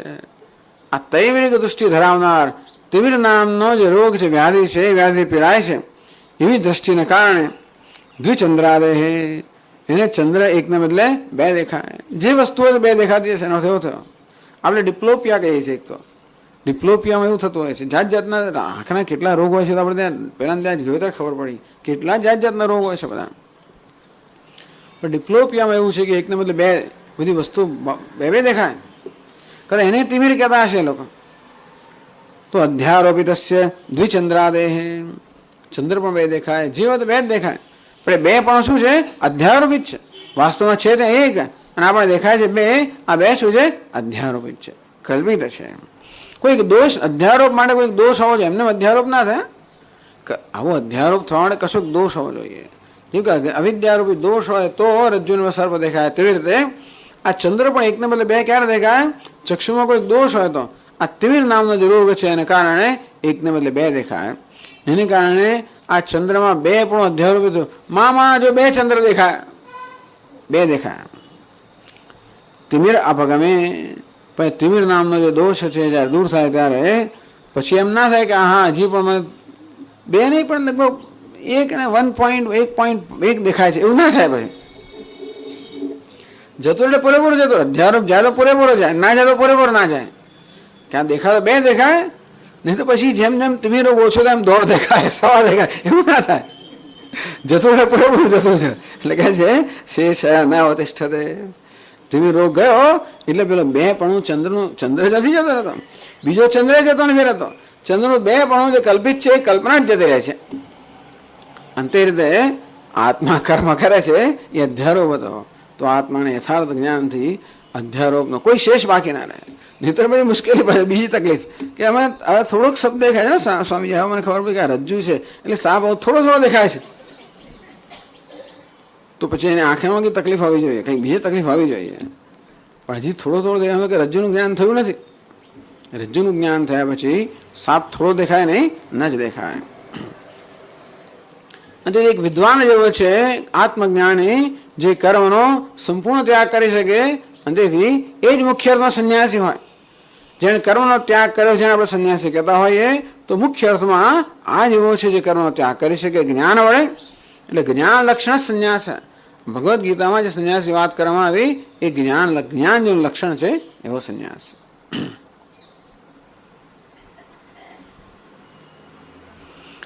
એટલા માટે હવે ભગવાને જે આગળ કહ્યું છે એ પણ આને અનુરૂપ છે. કે છે એવં ચ સતી ઇદમ વચનમ ઉપપન્નમ સર્વકર્માણિ મનસા ઇત્યાદિ. તો ભગવાને આ વિદ્વાન માટે કહ્યું 5મા અધ્યાયમાં, સર્વકર્માણિ મનસા સંન્યસ્યાસ્તે સુખમ વશી નવદ્વારે પુરેદેહી નૈવ કુર્વન ન કારયન. નૈવ કુર્વન ન કારયન. સંન્યાસની વાત કરી, જે કંઈ કરતો પણ નથી અને કરાવતો પણ નથી. કરાવતો હોય તો પણ કારયતૃત્વ કંઈક એનામાં કારક પણ આવ્યું. જે કરતો પણ નથી અને કરાવતો પણ નથી. એ મુખ્ય અર્થમાં સંન્યાસ જે કર્મ કરતો નથી અને કરાવતો નથી. કેવી રીતે? સર્વકર્માણી મનસા વિવેક બુદ્ધ્યા સંન્યસ્ય. વિવેક આત્માના વિવેકથી જેણે સર્વકર્મનો ત્યાગ કર્યો, અર્થાત જે જાણે છે કે હું ક્યારેય કર્મ કરતો નથી. એવું આવું હોય તો જ ભગવાને કહ્યું છે એ વચન બરાબર સાચું ઠરે. જો વિદ્વાનમાં પણ એટલે કર્મ પૂરેપૂરું અવિદ્યાથી અધ્યારોપિત ન હોત તો વિદ્વાનમાં પૂરેપૂરો ત્યાગ ન કરી શકે હોત. આપણે કર્મનો ત્યાગ કરીને કેટલો કરીએ. જીવનને સાદું બનાવીએ, ન ખાઈએ, ન પીએ, કશું ના કરીએ, તોય પણ કંઈક શ્વાસ લઈએ, કશુંક તો હોય, કંઈક તો લઈ જ રહેવાનો છે. આત્મા કર્મ કરે છે એવો ખ્યાલ હોય તો કશોક તો કર્મ લઈ જ રહેવાનો. તમે ગમે તેનું છોડો ને તો જૈન લોકોને બૌદ્ધ લોકોને એમને છોડવા માંગે. એ છોડવાની એક રીત છે, પણ એ તો હશે છે તો છૂટે જ નહીં. એક જ રીતે છૂટે. કે કર્મ થઈ રહ્યું છે ત્યારે પણ હું કર્મ કરતો નથી. ભગવાન શું કહે છે? નૈવ કુર્વન્ન કારયન, જરા પણ ન કરતો અને જરા પણ ન કરાવતો. એ બોલે છે, સાંભળે તો હું કંઈ પણ કરતો નથી. એ બોલી આવું બોલે છે ત્યારે પણ હું કંઈ પણ કર્મ કરતો નથી. તું ત્યારે શક્ય બને જ્યારે આત્મા સર્વ રીતે અકર્તા હોય. આત્મામાં કર્મનો વિકારનો લેશ માત્ર પણ ન હોય. જ્યાં વિકાર હોય તે સંસાર હોય. જ્યાં વિકાર છે, કર્મ છે, વિકાર છે, ત્યાં આગળ ઉત્પત્તિ છે, વિનાશ છે, દુઃખ છે, સંસાર છે. આત્મા જરા પણ વિકાર સિદ્ધ થાય તો એ સંસારી બની જાય. અને સંસારનો સ્વભાવ હોય તો કોઈ દાડો અસંસારી બની જ ના શકે. તો મારો મછળો ચોખ્ખો કરો ગમે તેલો તો પણ શું કરવાના હતા? બાવાને ગમે તેલું ઘસો તો સુગંધી નીકળે નહીં તો ના જ નીકળે. ટૂંકમાં એનો સ્વભાવ ના બદલાય. ગમે તેલું ઘસ કરી તો છે. એ તો ચંદન ઘસી તો સુગંધનો સ્વભાવ છે. બાવાને ઘસે તો શું થાય? કંઈ ના થાય. લીમડાને ઘસે તો શું થાય? એમાંથી કડવાશ આવે, વધારે કંઈ ના આવે. અને તેથી કોઈ કર્મ દ્વારા કે તપશ્ચર્યા દ્વારા આકર્તા બનવાનું હોય તો અશક્ય વસ્તુ છે. માત્ર જ્ઞાનથી જ આપણે સર્વ કર્મથી મુક્ત થઈ શકીએ. કારણ કે તો જ અશેષતઃ ત્યાગ ક્યારે થાય? કશું બાકી રાખ્યા વગર ત્યાગ ક્યારે થાય? જ્યારે એનામાં કર્મ ન હોય ત્યારે. એટલે કર્મ એટલે કર્તૃત્વ એ માત્ર અવિદ્યાથી અધ્યારોપિત તો જ વિદ્યા દ્વારા એનો પૂરેપૂરો નાશ થાય. અને એમ હોય તો જ ભગવાને આગળ કહ્યું એ વચન ઉપપન્નમ એ તો જ તર્ક સંગત છે. એટલે બીજા વાક્યમાં ભગવાન આ જ કહી રહ્યા છે, સર્વ કર્માણી મનસા ઇત્યાદિ, કે બધા જ કર્મનો મનથી અર્થાત વિવેક બુદ્ધિથી ત્યાગ કરે છે. એ વિવેક બુદ્ધિ ત્યાગ કરે છે. કોઈ ત્યાગ એ કર્મ નથી. વિવેક બુદ્ધિ આ જ્ઞાનથી જ એનો ત્યાગ થાય છે. અને અજ્ઞાની માટે જે ભગવાને કહ્યું એ પણ તો જ બરોબર બને. એ બે વાક્ય કહે છે, સ્વે સ્વે કર્મણ્યભિરતઃ સંસિદ્ધિમ લભતે નરઃ સ્વકર્મણાત્મભ્યર્ચ્ય સિદ્ધિમ વિંદતિ માનવઃ ઇતિ ચ. તો અજ્ઞાનીએ કર્મ કરવું જોઈએ પણ તો જ બરોબર છે. સ્વે સ્વે કર્મણી અભિરતઃ, પોતપોતાના કર્તવ્ય કરવામાં બરોબર નિષ્ઠ રહીને સમસિદ્ધિમ લભતે નરઃ, અજ્ઞાની મનુષ્ય જે છે એ અંતઃકરણ શુદ્ધિરૂપી સિદ્ધિ પ્રાપ્ત કરે છે પોતાના કર્મમાં રત રહીને, પોતાના કર્મમાં નિષ્ઠ રહીને. સ્વકર્મણાત્મભ્યર્ચ્ય સિદ્ધિમ વિંદતિ માનવ, પોતાના કર્તવ્ય કર્મથી એ પરમાત્માની આરાધના કરતા કરતા આ મનુષ્ય અંતઃકરણ શુદ્ધિરૂપી સિદ્ધિ પ્રાપ્ત કરે છે. આ હવે અજ્ઞાની લોકો માટે કહેવામાં આવ્યું. હવે વાક્યો જે છે એ અજ્ઞાની માટે છે, અવિવેકી માટે છે. એ પણ તો જ આ વાક્યોમાં ત્યારે જ શક્ય બને ભગવાન ત્યારે જ કહે જ્યારે કર્મ અવિવેકને કારણે હોય, અને પેલું વાક્ય પણ ત્યારે જ હોય જ્યારે વિવેકથી કર્મનો સંપૂર્ણ ત્યાગ થતો હોય. એમ કરીને શંકરાચાર્ય મહારાજે આ એક પ્રસંગ લીધો. સહજમ કર્મ કૌંતે સદોષમપી ન ત્યજેત, કર્મ ત્યાગ ન કરવો જોઈએ. એ વાક્યને લઈને શંકરાચાર્ય મહારાજે આખું ગીતાનું વળી તાત્પર્ય, કારણ કે 18મો અધ્યાય છે ને, 18મા અધ્યાયમાં સંપૂર્ણ ગીતાનો ઉપસંહાર થવો જોઈએ અને સંક્ષેપમાં કહેવાવું જોઈએ. એટલે ભગવાન કહી રહ્યા છે, આપણે જાણવાની જરૂર છે. ભગવાને પેલું વાક્ય કેવું આવતું કહેવાયું, કદાચ આપણે ખ્યાલમાં ના આવતું શંકરાચાર્ય આપણે ખ્યાલમાં લાવે છે કે આ વાક્ય દ્વારા ભગવાન કહી રહ્યા છે કે આત્મા અકર્તા છે. અને તેથી આ વાક્ય અજ્ઞાની માટે કહેવાયું છે. કયું વાક્ય કોને લક્ષ્યમાં રાખીને કહેવાયું છે પણ જાણવાની જરૂર છે ને. કયું વાક્ય જ્ઞાની માટે છે, કયું વાક્ય વિવેકને લક્ષ્યમાં રાખીને કહેવામાં આવ્યું, કયું વાક્ય અવિવેકને લક્ષ્યમાં રાખીને કહેવામાં આવ્યું. એ પ્રકારે ભગવદ્ ગીતાના વાક્યો જે આપણે સમજીએ એનો અધિકારી કોણ છે, કોને ઉદ્દેશ્યને કહેવામાં આવ્યું કે લક્ષ્યમાં રાખીને, તો એનું તાત્પર્ય સમજી શકીએ. અને તેથી આ વાક્યને શંકરાચાર્યજીએ ભગવદ્ ગીતાનો સિદ્ધાંત બહુ સુંદર રીતે સમજાવ્યો. ઓમ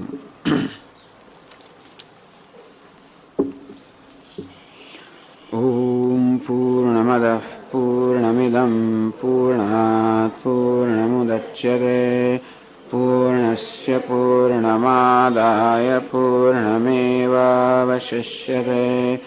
ઓમ શાંતિ શાંતિ શાંતિ. શંકરં શંકરાચાર્યં કેશવં બાદરાયણં सूत्रभाष्यकृतौ वन्दे भगवन्तौ पुनः पुनः। ईश्वरो गुरुरात् मूर्तिभेदविभागिने तदेहाय दक्षिणामूर्तये नमः। ॐ शान्ति शान्ति शान्तिः। हरिः ॐ श्रीगुरुभ्यो नमः। हरिः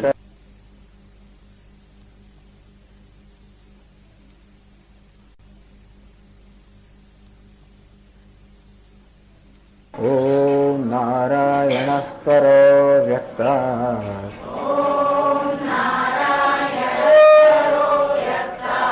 अण्डमव्यक्तसम्भवम् अण्डस्यान्तस्त्विमे लोकाः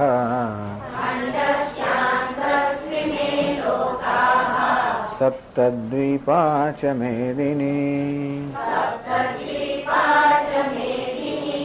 सहजं कर्म कौन्तेय सदोषमपि न त्यजेत् सर्वारम्भा हि दोषेण धूमेनाग्निरिवावृताः।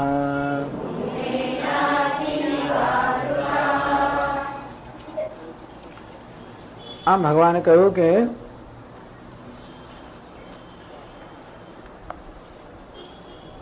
આત્મના અવિક્રિયત્વે અશેષતઃ કર્મણઃ ત્યાગઃ ન ઉપપદ્યતે ઇતિ।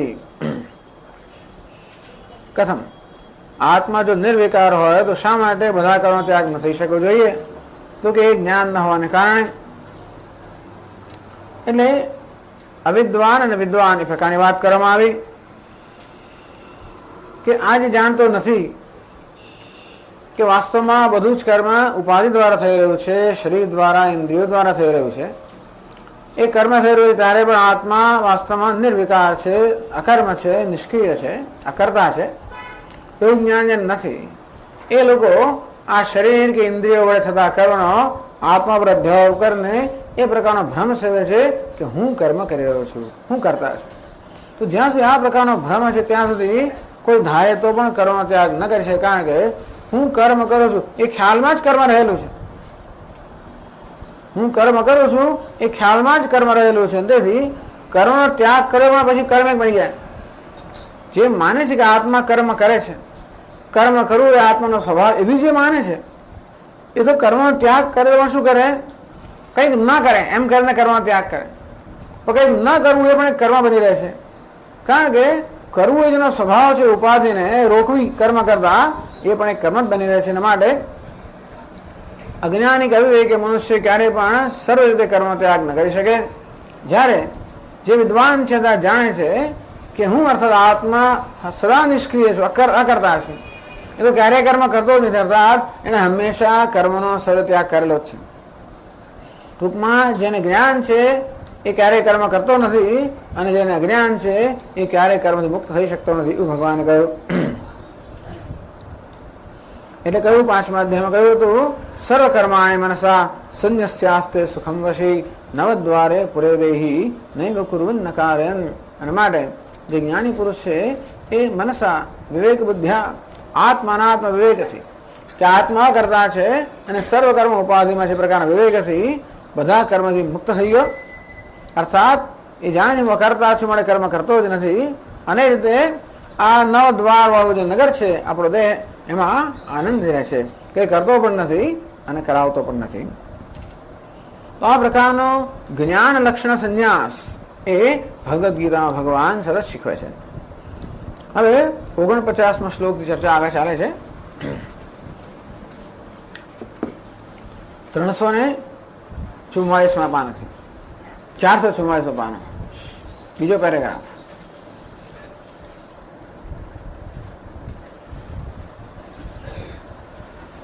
या च कर्मजा सिद्धिः उक्ता જ્ઞાન નિષ્ઠા યોગ્યતા લક્ષણા તસ્યાહ ફલભૂતા નૈષ્કર્મ્ય સિદ્ધિ જ્ઞાન નિષ્ઠા લક્ષણા વક્તવ્યા ઇતિ શ્લોકઃ આરભ્યતે. તો ભગવાન આગળ કહ્યું સ્વે સ્વે કર્મણી અભિરતઃ સંસિદ્ધિમ લભતે નરઃ. એ ઉપર જ કહેવામાં આવ્યું કે સ્વે સ્વે કર્મણી અભિરતઃ સંસિદ્ધિમ લભતે નરઃ સ્વકર્મણા તમભ્યર્ચ્ય સિદ્ધિમ વિંદતિ માનવઃ.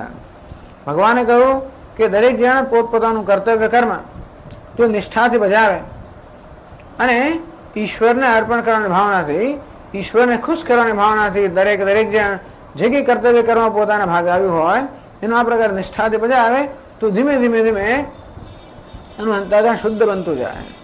ધીમે ધીમે એના આગ્રહો ઓછા થતા જાય, રાગ દ્વેષ ઘટતા જાય. કારણ કે ઈશ્વરને ખુશ કરવો હોય તો આપણા રાગ દ્વેષને આપણે પોષી ના શકીએ. એટલે આપણા મનમાં એ પ્રકારની ભાવના હોય કે મારા કરો તો ઈશ્વર ખુશ થાય, તો એવી જરૂર પડવાની જ કે મારા રાગ દ્વેષને, મારા આગ્રહોને મારે કાબૂમાં રાખવા જ પડે. એને કાબૂમાં રાખીને પ્રયત્નપૂર્વક એવું કર્મ કરવું પડે જેથી ઈશ્વર ખુશ થાય. એટલે આમ તો હંમેશા મારી સ્વાર્થ વૃત્તિ છે એ જ દરેક વસ્તુમાં, દરેક કર્મમાં મારી સ્વાર્થ વૃત્તિ હંમેશા આડા આવતી જ હોય. પણ ઈશ્વરને ખુશ કરવો હોય તો નિસ્વાર્થ કે નિષ્કામ કર્મ કરવું જોઈએ. એટલે મારી સ્વાર્થ વૃત્તિ ઊંચી થાય કર્મ કરતી વખતે, માથું ઊંચું કરે ત્યારે પણ એને હું દબાવી દઉં અથવા એને નિયંત્રણમાં રાખું અને પ્રયત્નપૂર્વક ત્યાં નિસ્વાર્થ કે નિષ્કામ ભાવના સ્થાપિત કરો. આવું થતું હોય છે. એટલે નિષ્કામ કર્મ કરવા માટે, ઈશ્વરને ખુશ કરવા માટે, કર્તવ્ય કર્મ કરવા માટે આપણી સ્વાર્થ વૃત્તિ, સંકુચિતતા, રાગ દ્વેષ કર્મ કરવાની તૈયારી કરી આ બધી વસ્તુ માથું ઊંચકે અને આપણા કર્મને પ્રભાવિત કરવાનો પ્રયત્ન કરે છે. જો આપણે સાવધાન હોઈએ અને આપણા એ પ્રકારનું મૂલ્ય હોય કે નહીં, મારું કર્મ તો ભગવાનની પૂજા રૂપે થવું જોઈએ, ભગવાન સ્વકર્મણા તમભ્યર્ચ્ય, અમારું કર્મ ઈશ્વરની અર્ચના રૂપે પૂજા રૂપે થવું જોઈએ. એટલે પૂજા રૂપે થયેલા કર્મમાં સ્વાર્થ કે રાગ દ્વેષ કે આગ્રહ રૂપે અશુદ્ધિ ન આવી જોઈએ. તો એ ભાવના છે કે મારું જીવન ઈશ્વરની આરાધના બની જાય, મારું પ્રત્યેક કર્મ ઈશ્વરની પૂજા બની જાય. એ ભાવના એવી છે કે પેલી સંકુચિત કે સ્વાર્થ વૃત્તિઓ છે એને ધીમે ધીમે કાબૂમાં લાવે અને આ ભાવના આપણા અંતઃકરણને શુદ્ધ કરનારી છે. કર્મ શુદ્ધ કરનાર નથી, આ ભાવના જ શુદ્ધ કરનારી છે. એટલે ભગવાને કહ્યું સ્વકર્મણા તમભ્યર્ચ્ય સિદ્ધિ વિંદતિ માનવ. પોતાના કર્મ દ્વારા ઈશ્વરની આરાધના કરતા કરતા મનુષ્ય સિદ્ધિ અર્થાત અંતઃકરણ શુદ્ધિ પ્રાપ્ત કરે છે. તો શંકરાચાર્ય મહારાજ ભાષ્યમાં એનો નિર્દેશ કરે છે. યાચ કર્મજા સિદ્ધિ ઉક્તા. તો કર્મ કરવાને કારણે એટલે કે કર્તવ્ય કર્મ કરવાને કારણે કે નિષ્કામ કર્મ કરવાને કારણે એક સિદ્ધિ પ્રાપ્ત થાય. તો જીવનમાં બે સિદ્ધિ આપણે પ્રાપ્ત કરવાની છે. પહેલી સિદ્ધિ છે આપણું અંતઃકરણ શુદ્ધ બને અને બીજી સિદ્ધિ છે આપણે જ્ઞાન થાય. તો જ્ઞાન નામની બીજી સિદ્ધિ થાય પહેલા અંતઃકરણ શુદ્ધિ નામની પહેલી સિદ્ધિ પ્રાપ્ત થવી જોઈએ. એટલે ભગવાને કહ્યું જ્ઞાન યોગી અને સાંખ્ય નામ, કર્મયોગી અને યોગી નામ. તો પહેલો તબક્કો છે કર્મયોગ, જે દ્વારા આપણને અંતઃકરણ શુદ્ધિ એ બી સ્વાર્થ કે સંકુચિતતા, અહંકાર, આગ્રહો, રાગ દ્વેષ, ઈર્ષ્યા, અભિજાતની બધી વૃત્તિઓ છે આપણે અશુદ્ધ કહીએ. આ બધી વૃત્તિઓ ધીમે ધીમે ક્ષીણ થતી જાય. એવું છે ને કે ભગવાનને આપણા કર્મ ભગવાનને ખુશ કરવા ઈચ્છીએ તો પછી ઈર્ષ્યાથી ભગવાન ખુશ ના થાય, આપણે જાણીએ છીએ. સ્વાર્થથી ખુશ ના થાય, ઘૃણાથી, તિરસ્કારથી, ક્રોધથી, લોભથી, આ કશાયથી ભગવાન ખુશ ના થાય. અને મારે ભગવાનને ખુશ કરવા હોય તો આ બધી વસ્તુને આ બધી અને ત્યાગ કરવો જ પડે. એ શરૂઆતમાં બહુ અઘરો લાગે, પણ આપણો દ્રઢ નિશ્ચય હોય કે બસ મારે ભગવાનને ખુશ કરવા જ છે, તો પછી ધીમે ધીમે આ બધાનું બળ ત્યાં રહી ના શકે. એમ કરીને યાચ કર્મજા સિદ્ધિ યુક્તા. આમ નિષ્કામ કર્મ કરવાને કારણે, ઈશ્વરાવૃદ્ધિ કર્મ કરવાને કારણે જે સિદ્ધિ પ્રાપ્ત થાય એ અંતઃકરણ શુદ્ધિ. જ્ઞાન નિષ્ઠા યોગ્યતા લક્ષણ. તો જ્ઞાનમાં નિષ્ઠા પ્રાપ્ત કરવાની યોગ્યતા પહેલા પ્રાપ્ત કરવી પડે. આપણે જ્ઞાન પ્રાપ્ત કરીએ પહેલા કે જ્ઞાનમાં નિષ્ઠા પ્રાપ્ત કરી શકીએ પહેલા એની યોગ્યતા પ્રાપ્ત કરવી પડે. કોઈ વસ્તુ આપણે મળે પહેલા એને માટેની લાયકાત તો આપણે કેળવવી જ જોઈએ. તો આપણે જ્ઞાન આપણા મનમાં ઉદય થાય, હું બ્રહ્મ છું, આમ આત્મા છે પોતાની અંદર બ્રહ્મ રૂપે પ્રગટ કરે. દસમા અધ્યાયમાં કહ્યું કે એમના અંતરમાં રહેલો હું જ એમના હૃદયમાં રહેલા અજ્ઞાનના અંધકારને દૂર કરીને ત્યાં જ્ઞાનનું દીપક પ્રગટ કરું છું. આમ સ્વયં પરમાત્મા જ પોતાની અંદર પ્રગટ કરે. એવું ત્યારે થાય જ્યારે આપણું મન શુદ્ધ થયું હોય ત્યારે. એટલે પહેલા તો આ ભગવાન આપણા હૃદયમાં અવતાર લે પહેલા દેવતાઓ આવીને તૈયારી તો કરવી પડે ને. ભગવાન અવતાર લે પહેલા દેવતાઓ આવીને તૈયારી કરવી પડે. દેવતાઓ એટલે દૈવી સંપત્તિ.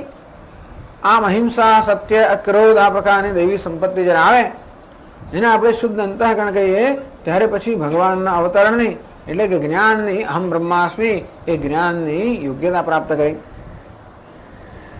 તો જ્ઞાન નિષ્ઠા યોગ્યતા લક્ષણા સિદ્ધિ યુક્તા કે કર્મયોગને કારણે આપણને અંતઃકરણ શુદ્ધિ રૂપી કે જ્ઞાન પ્રાપ્ત કરવાની યોગ્યતા રૂપી સિદ્ધિ આ મોટી સિદ્ધિ છે.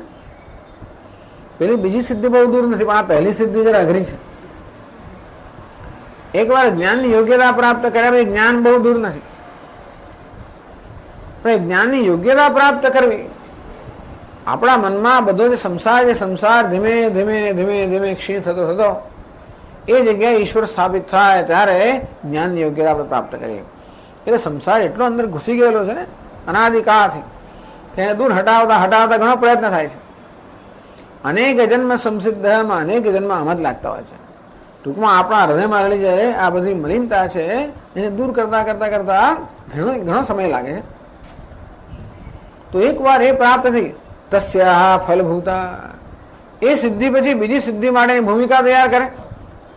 એ સિદ્ધિ બીજી સિદ્ધિ લઈ આવે તો પહેલી સિદ્ધિ છે એ બીજી સિદ્ધિ માટેની ભૂમિકા છે.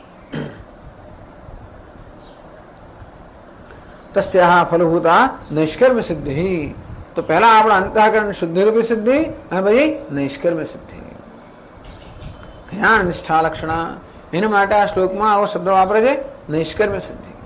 એટલે જ્ઞાન નિષ્ઠા હું બ્રહ્મ છું, સર્વ બ્રહ્મ છે, સર્વ વાસુદેવ છે એ જે વાસ્તવિકતા છે સત્ય છે એનું જ્ઞાન અને એમાં નિષ્ઠા. તો જ્ઞાન નિષ્ઠા લક્ષણા એ જ્ઞાન નિષ્ઠાને જ અહીં આ શ્લોકમાં નૈષ્કર્મ સિદ્ધિ કહેવામાં આવે છે. તો એવી સિદ્ધિ અત્યાર સુધી ભગવાને કર્મયોગની ચર્ચા કરી. હવે એ કામ થયું પણ કર્મયોગ પછી શું? ધારો કે કર્મયોગ દ્વારા અમે સિદ્ધિ પ્રાપ્ત કરી પછી શું?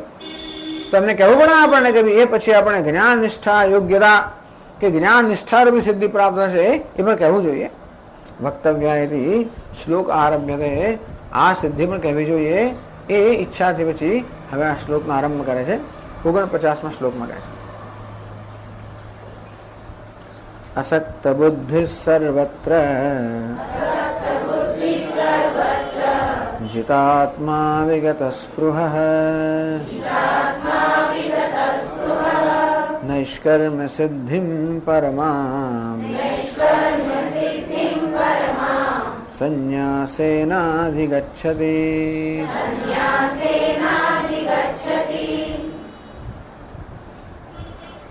અસક્ત બુદ્ધિ સર્વત્ર જેની બુદ્ધિમાં અનાસક્તિ છે, જે ટૂંકમાં જેની બુદ્ધિ કે જેનું મન કોઈ પણ જગ્યાએ આસક્ત થયું નથી, ક્યાંય પણ અટકી પડ્યું નથી, ક્યાંય પણ જોડાઈ ગયું નથી, અટકી પડ્યું નથી.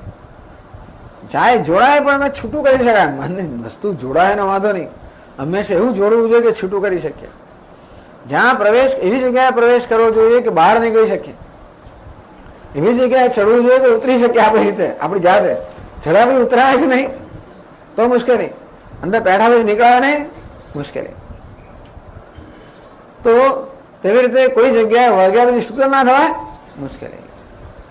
તો ચાલો આપણને દુનિયા સાથે સંબંધની જરૂર પડે તો ભલે એવો સંબંધ હોવો જોઈએ જે સંબંધથી આપણે છૂટા થઈ શકીએ. એનું નામ બસ આસક્તિનો ભાવ એટલે આવું જ છે. આસક્તિનો ભાવ એનો અર્થ નહીં કે કોઈ જગ્યાએ સંબંધ જ નથી,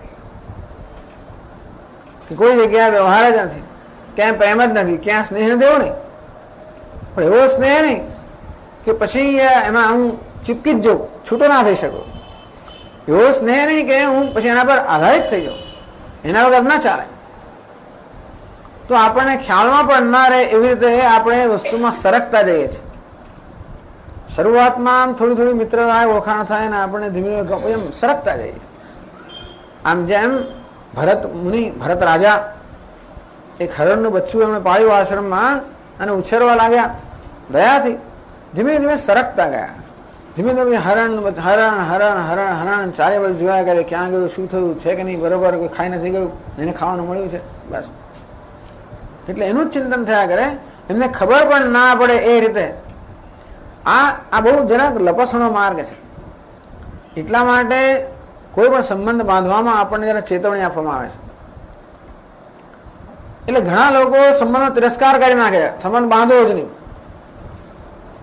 ભાઈ આપણે પેલી કોલસાની ખાણમાં જઈએ તો ડાક કાળો થાય ને, જવું જ નહીં. પણ કોલસાની ખાણમાં ભગવાન એવું ઈચ્છે કોલસાની ખાણમાં જઈને પણ કાળો ડાઘ ના પડે એવી કુશળતા કેમ પ્રાપ્ત કરવી? એ જરા થોડુંક જોખમી માર્ગ છે. પણ ભગવાન કહે છે કે જોખમ કર્મયોગ એટલે જ એનો અર્થ એવો છે. કર્મ કરવું હોય, કર્તવ્ય કરવું હોય એટલે તો દુનિયા સાથે વ્યવહાર કરવો જ પડે ને. વ્યવહાર કરીએ એટલે પ્રેમનો વ્યવહાર કે સ્નેહનો વ્યવહાર, બીજો કયો વ્યવહાર? રાગ દ્વેષના વ્યવહાર તો આપણે વધારે બંધાવાના જ છે. તો સ્નેહ કરતી વખત હંમેશા આ વસ્તુની સાવધાની રાખવી કે આપણે એના પર આધારિત ન થઈ જઈએ. આપણો સંબંધ આપવાનો બને ત્યાં સુધી લેવાનો સંબંધ ના હોય તો સારો. બને ત્યાં સુધી મોટે ભાગે આપણા સંબંધમાં માંગવાનો સંબંધ હોય છે. કોઈને કોઈ પ્રકારની અપેક્ષા હોય છે. અને જેમ પેલી વ્યક્તિ મારી અપેક્ષા પૂરી કરતી જાય તેમ તેમ ધીમે ધીમે ધીમે એને હું ટેવાઈ જાઉં. વધારે અપેક્ષા કરવા માંડું, પેલી વ્યક્તિ પૂરી કરતી જાય હું ટેવાતો જઉં. અને આપણે સામાન્ય રીતે સ્નેહ કે પ્રેમને આવા અપેક્ષાના સંબંધ સાથે સરખાવતા હોઈએ છીએ. એક સમય એવો આવે કે પેલી વ્યક્તિ મારી અપેક્ષા પૂરી ના કરી શકે, કારણ કે મારી અપેક્ષા વધતી જ જાય. સામેની વ્યક્તિ અપેક્ષા પૂરી ના કરે અને એની મર્યાદા આવી જાય. એની મર્યાદા આવે એટલે પછી જયારે એ પોતાની સ્વતંત્રતા જાહેર કરે કે બસ this far and no further, આટલું હવે આગળ નહીં, એમ જયારે કહે ત્યારે એકદમ મને આઘાત લાગે કે જોયું મેં આટલું આટલું કર્યું અને મને આવું કરવામાં આવે. એવું નથી. આપણે સરકતા સરકતા અંદર એવી જગ્યાએ પહોંચી ગયા એટલે બહાર ના નીકળ્યા. એટલે કહેવામાં આવ્યું કે સંબંધ હોવો જોઈએ બને ત્યાં સુધી અપેક્ષા વગરનો. સ્નેહ એવો હોવો જોઈએ કે આપણે હંમેશા સ્નેહ આપતા હોઈએ, પ્રેમ આપતા હોઈએ, સેવા આપતા હોઈએ. ભગવાન આવું શીખવાડે છે ગીતામાં, યજ્ઞ અર્થાત સેવા કરવી, હંમેશા કઈ ને કઈ પ્રદાન કરવાનો સંબંધ. એમાં આપણી સ્વતંત્રતા જળવાઈ રહે. એનો અર્થ નહીં કે બીજાને પરતંત્ર બનાવો, એવું પણ નહીં. સ્વામી આ તો ઉલટું થયું, હું સ્વતંત્ર રહું ને પેલાને પરતંત્ર બનાવો, એવું પણ નહીં. બુદ્ધિશાળી મનુષ્યો પોતે સ્વતંત્ર રહે અને બીજાને પરતંત્ર ના બનાવી પણ દરકાર રાખે, જેથી બીજા પર તમારા પર આધારિત ના થઈ જાય. નહીં તોય તમારે તકલીફ જ છે, બંને રીતે તકલીફ છે. આપણે કોઈ પર આધારિત થઈ ગયા તોય મુશ્કેલી, અને બીજા આપણા પર આધારિત થઈ ગયા તોય મુશ્કેલી. એટલે ટૂંકમાં ઘણી વાર એવો સ્નેહ કરવામાં આવે કે બીજાને આપણે ગુંગાવી દઈએ, એવું પણ ના કરો. બીજાને ગુંગાવી દેવા, બીજાને નિયંત્રિત કરવા, ચાલો અત્યારે ચર્ચાનો વિષય નથી, પણ અશક્ત બુદ્ધિ ભાવ એ છે કે અશક્ત બુદ્ધિ અર્થાત જેની બુદ્ધિ સર્વત્ર અનાસક્ત છે. એવું ક્યારે થાય? જયારે નામ રૂપ સાથે સંબંધ હોય ત્યારે એ સંબંધ રાગ દ્વેષ નો હોવાનો હોય, એ સંબંધ આસક્તિ નો હોવાનો. સર્વત્ર અશક્ત બુદ્ધિ એ નામ રૂપમાંથી આપણું ધ્યાન હટાવીને જયારે વાસુદેવમાં આપણે ધ્યાન રાખીએ, નામ રૂપમાંથી હટાવીને વાસુદેવ પ્રત્યે જેવો આપણો આસક્તિ આપણો પ્રેમ હોય તો એ ક્યારે બંધન કરનાર ના હોય. અશક્ત બુદ્ધિ સર્વત્ર, જે સર્વત્ર કોઈ પ્રકારની આસક્તિ વગરનો છે. એટલે બધાને પ્રેમ રાખે પણ અપેક્ષા વગરનો પ્રેમ. આસક્તિ અને પ્રેમમાં એટલો તફાવત છે કે આસક્તિ એટલે પ્રેમ પણ અપેક્ષા સહિતનો પ્રેમ, અને પ્રેમ એટલે અપેક્ષા વગરની આસક્તિ, અપેક્ષા વગરનો પ્રેમ. અશક્ત બુદ્ધિ સર્વત્ર, કોઈ પણ જગ્યાએ જેની બુદ્ધિ આસક્ત થઈ નથી. જીતાત્મા, જેને પોતાના આત્માને પોતાના વ્યક્તિત્વ પર વિજય પ્રાપ્ત કર્યો છે. વિગત સ્પૃહ, જે બધી સ્પૃહ અર્થાત ઈચ્છાઓથી મુક્ત છે. નૈષ્કર્મ સિદ્ધિમ પરમામ સંન્યાસેન અધિગચ્છતિ. એ સંન્યાસ દ્વારા, સર્વકર્મ સંન્યાસ દ્વારા અને જ્ઞાન દ્વારા પરમામ સિદ્ધિમ, આ પરમ સિદ્ધિ જે નૈષ્કર્મ કહેવામાં આવે છે એવી પરમ સિદ્ધિ એટલે કે મોક્ષ રૂપી સિદ્ધિ એ પ્રાપ્ત કરે છે. તો પહેલી પંક્તિમાં જે કહેવામાં આવ્યું ને એ બધી કર્મયોગની સિદ્ધિઓ છે, અને બીજી પંક્તિમાં કહેવામાં આવ્યું એ જ્ઞાન યોગની સિદ્ધિ છે. ભગવાન ગીતામાં આ બે નિષ્ઠા શીખવે છે આપણને, કે બે તબક્કાની નિષ્ઠા શીખવે છે. જ્ઞાન યોગેન સાંખ્યાનામ, કર્મયોગેન યોગિનામ. તો કર્મયોગ દ્વારા શું થાય? પહેલી પંક્તિમાં જ વર્ણન કરવામાં આવ્યું, અસક્ત બુદ્ધિ સર્વત્ર જીતાત્મા વિગત સ્પૃહ. આ પ્રકારની સિદ્ધિ કર્મયોગ દ્વારા કે ભગવાનની ભક્તિ દ્વારા પ્રાપ્ત થાય. કર્મયોગ એટલે ભગવાનની ભક્તિ. અને પછી જ્ઞાન યોગની સિદ્ધિ રહી, સંન્યાસેન પરમામ નૈષ્કર્મ સિદ્ધિમ અધિગચ્છતિ. અને પછી સંન્યાસ વડે એ પરમ નૈષ્કર્મ સિદ્ધિ કે મોક્ષને પ્રાપ્ત કરે છે.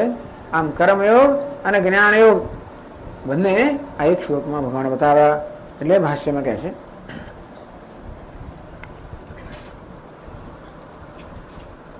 અસક્ત બુદ્ધિ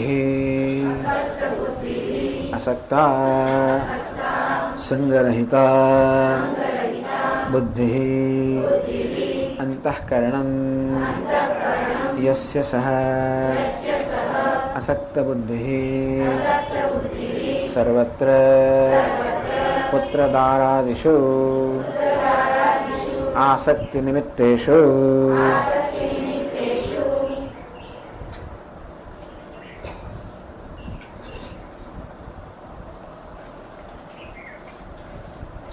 તો અસક્ત બુદ્ધિ સર્વત્ર આ સમજાવે છે. સર્વત્ર પુત્રદારાદિષુ આસક્તિ નિમિત્તેષુ અપી, બધી જગ્યાએ જેની બુદ્ધિ કે અંતઃકરણ અસક્ત છે. અસક્તા એટલે સંગરહિતા, કોઈ પ્રકારના સંગ કે આસક્તિ રહિત છે, કોઈ પ્રકારની અપેક્ષાથી રહિત છે. એવું ના માનવું કે ગીતામાં આપણને ભગવાન એમ નથી કહેતા આસક્તિનો ત્યાગ કરવાનો કહે છે, કોઈ પ્રેમનો કે સ્નેહનો ત્યાગ કરવાનો કહેતા નથી. પણ ભારતમાં મોટા ભાગે આ પ્રકારની ગેરસમજ પ્રવર્તમાન છે કે આસક્તિ ન હોવી એટલે કોઈને પ્રેમ કરવો જ નહીં, બધા સંબંધ છોડી દેવો, એમ કરીને બધા સંબંધ મુક્ત થઈ જવું. અને કદાચ કંઈક ફસાઈ જાય પણ થોડો ડર પણ રહેલો છે. સંન્યાસ લીધા પછી 12 વર્ષ સુધી પોતાના ગામ ન જવું, કદાચ છે ને પછી ફસાઈ જાય અંદર. આવું ભયથી થયેલી વસ્તુ બહુ ઝાઝી નથી જતી. સારું, થોડી સાવધાની રાખવી જોઈએ, પણ ભયથી કંઈ બહુ કામ ન ચાલે. અને એટલે આસક્તિનો ત્યાગ કરવાનો શાસ્ત્રો કહે છે, સ્નેહનો ત્યાગ કરવાનો કહેતા નથી.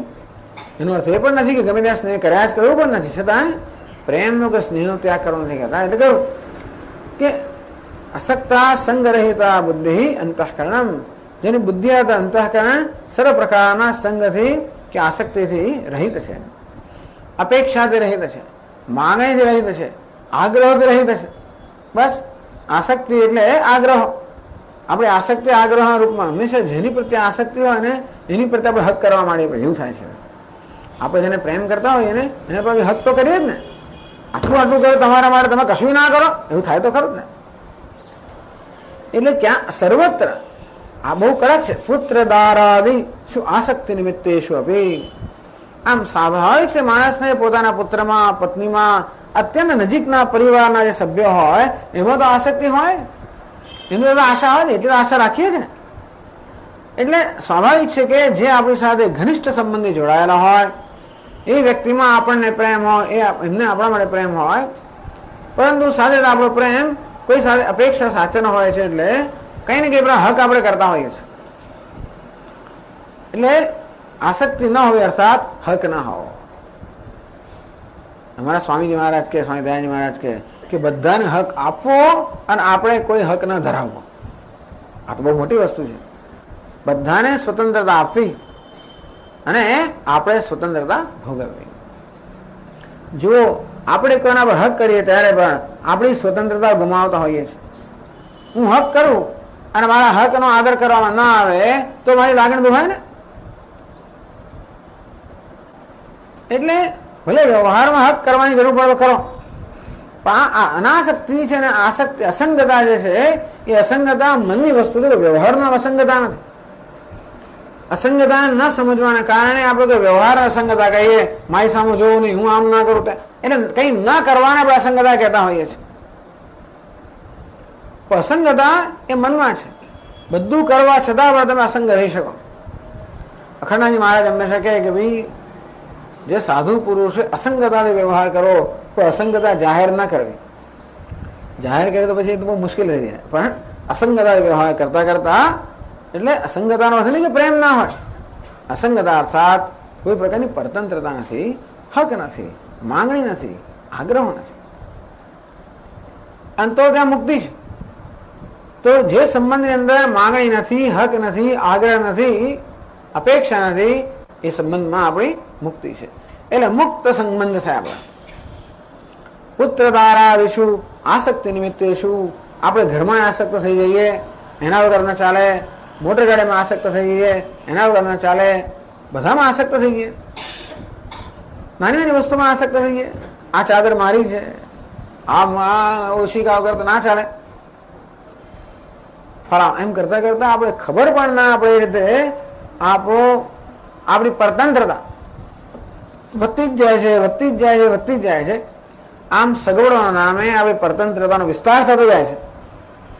એટલે સાવધાની. એટલે ભગવાને 13મા અધ્યાયમાં કહ્યું નિત્યંત્ય સમય નહીં, અસત અનવિશ્વંગ પુત્રદાર ગૃહાદિષુ, પુત્ર પત્ની ગૃહ આબાદની વસ્તુઓમાં અતિ સ્નેહ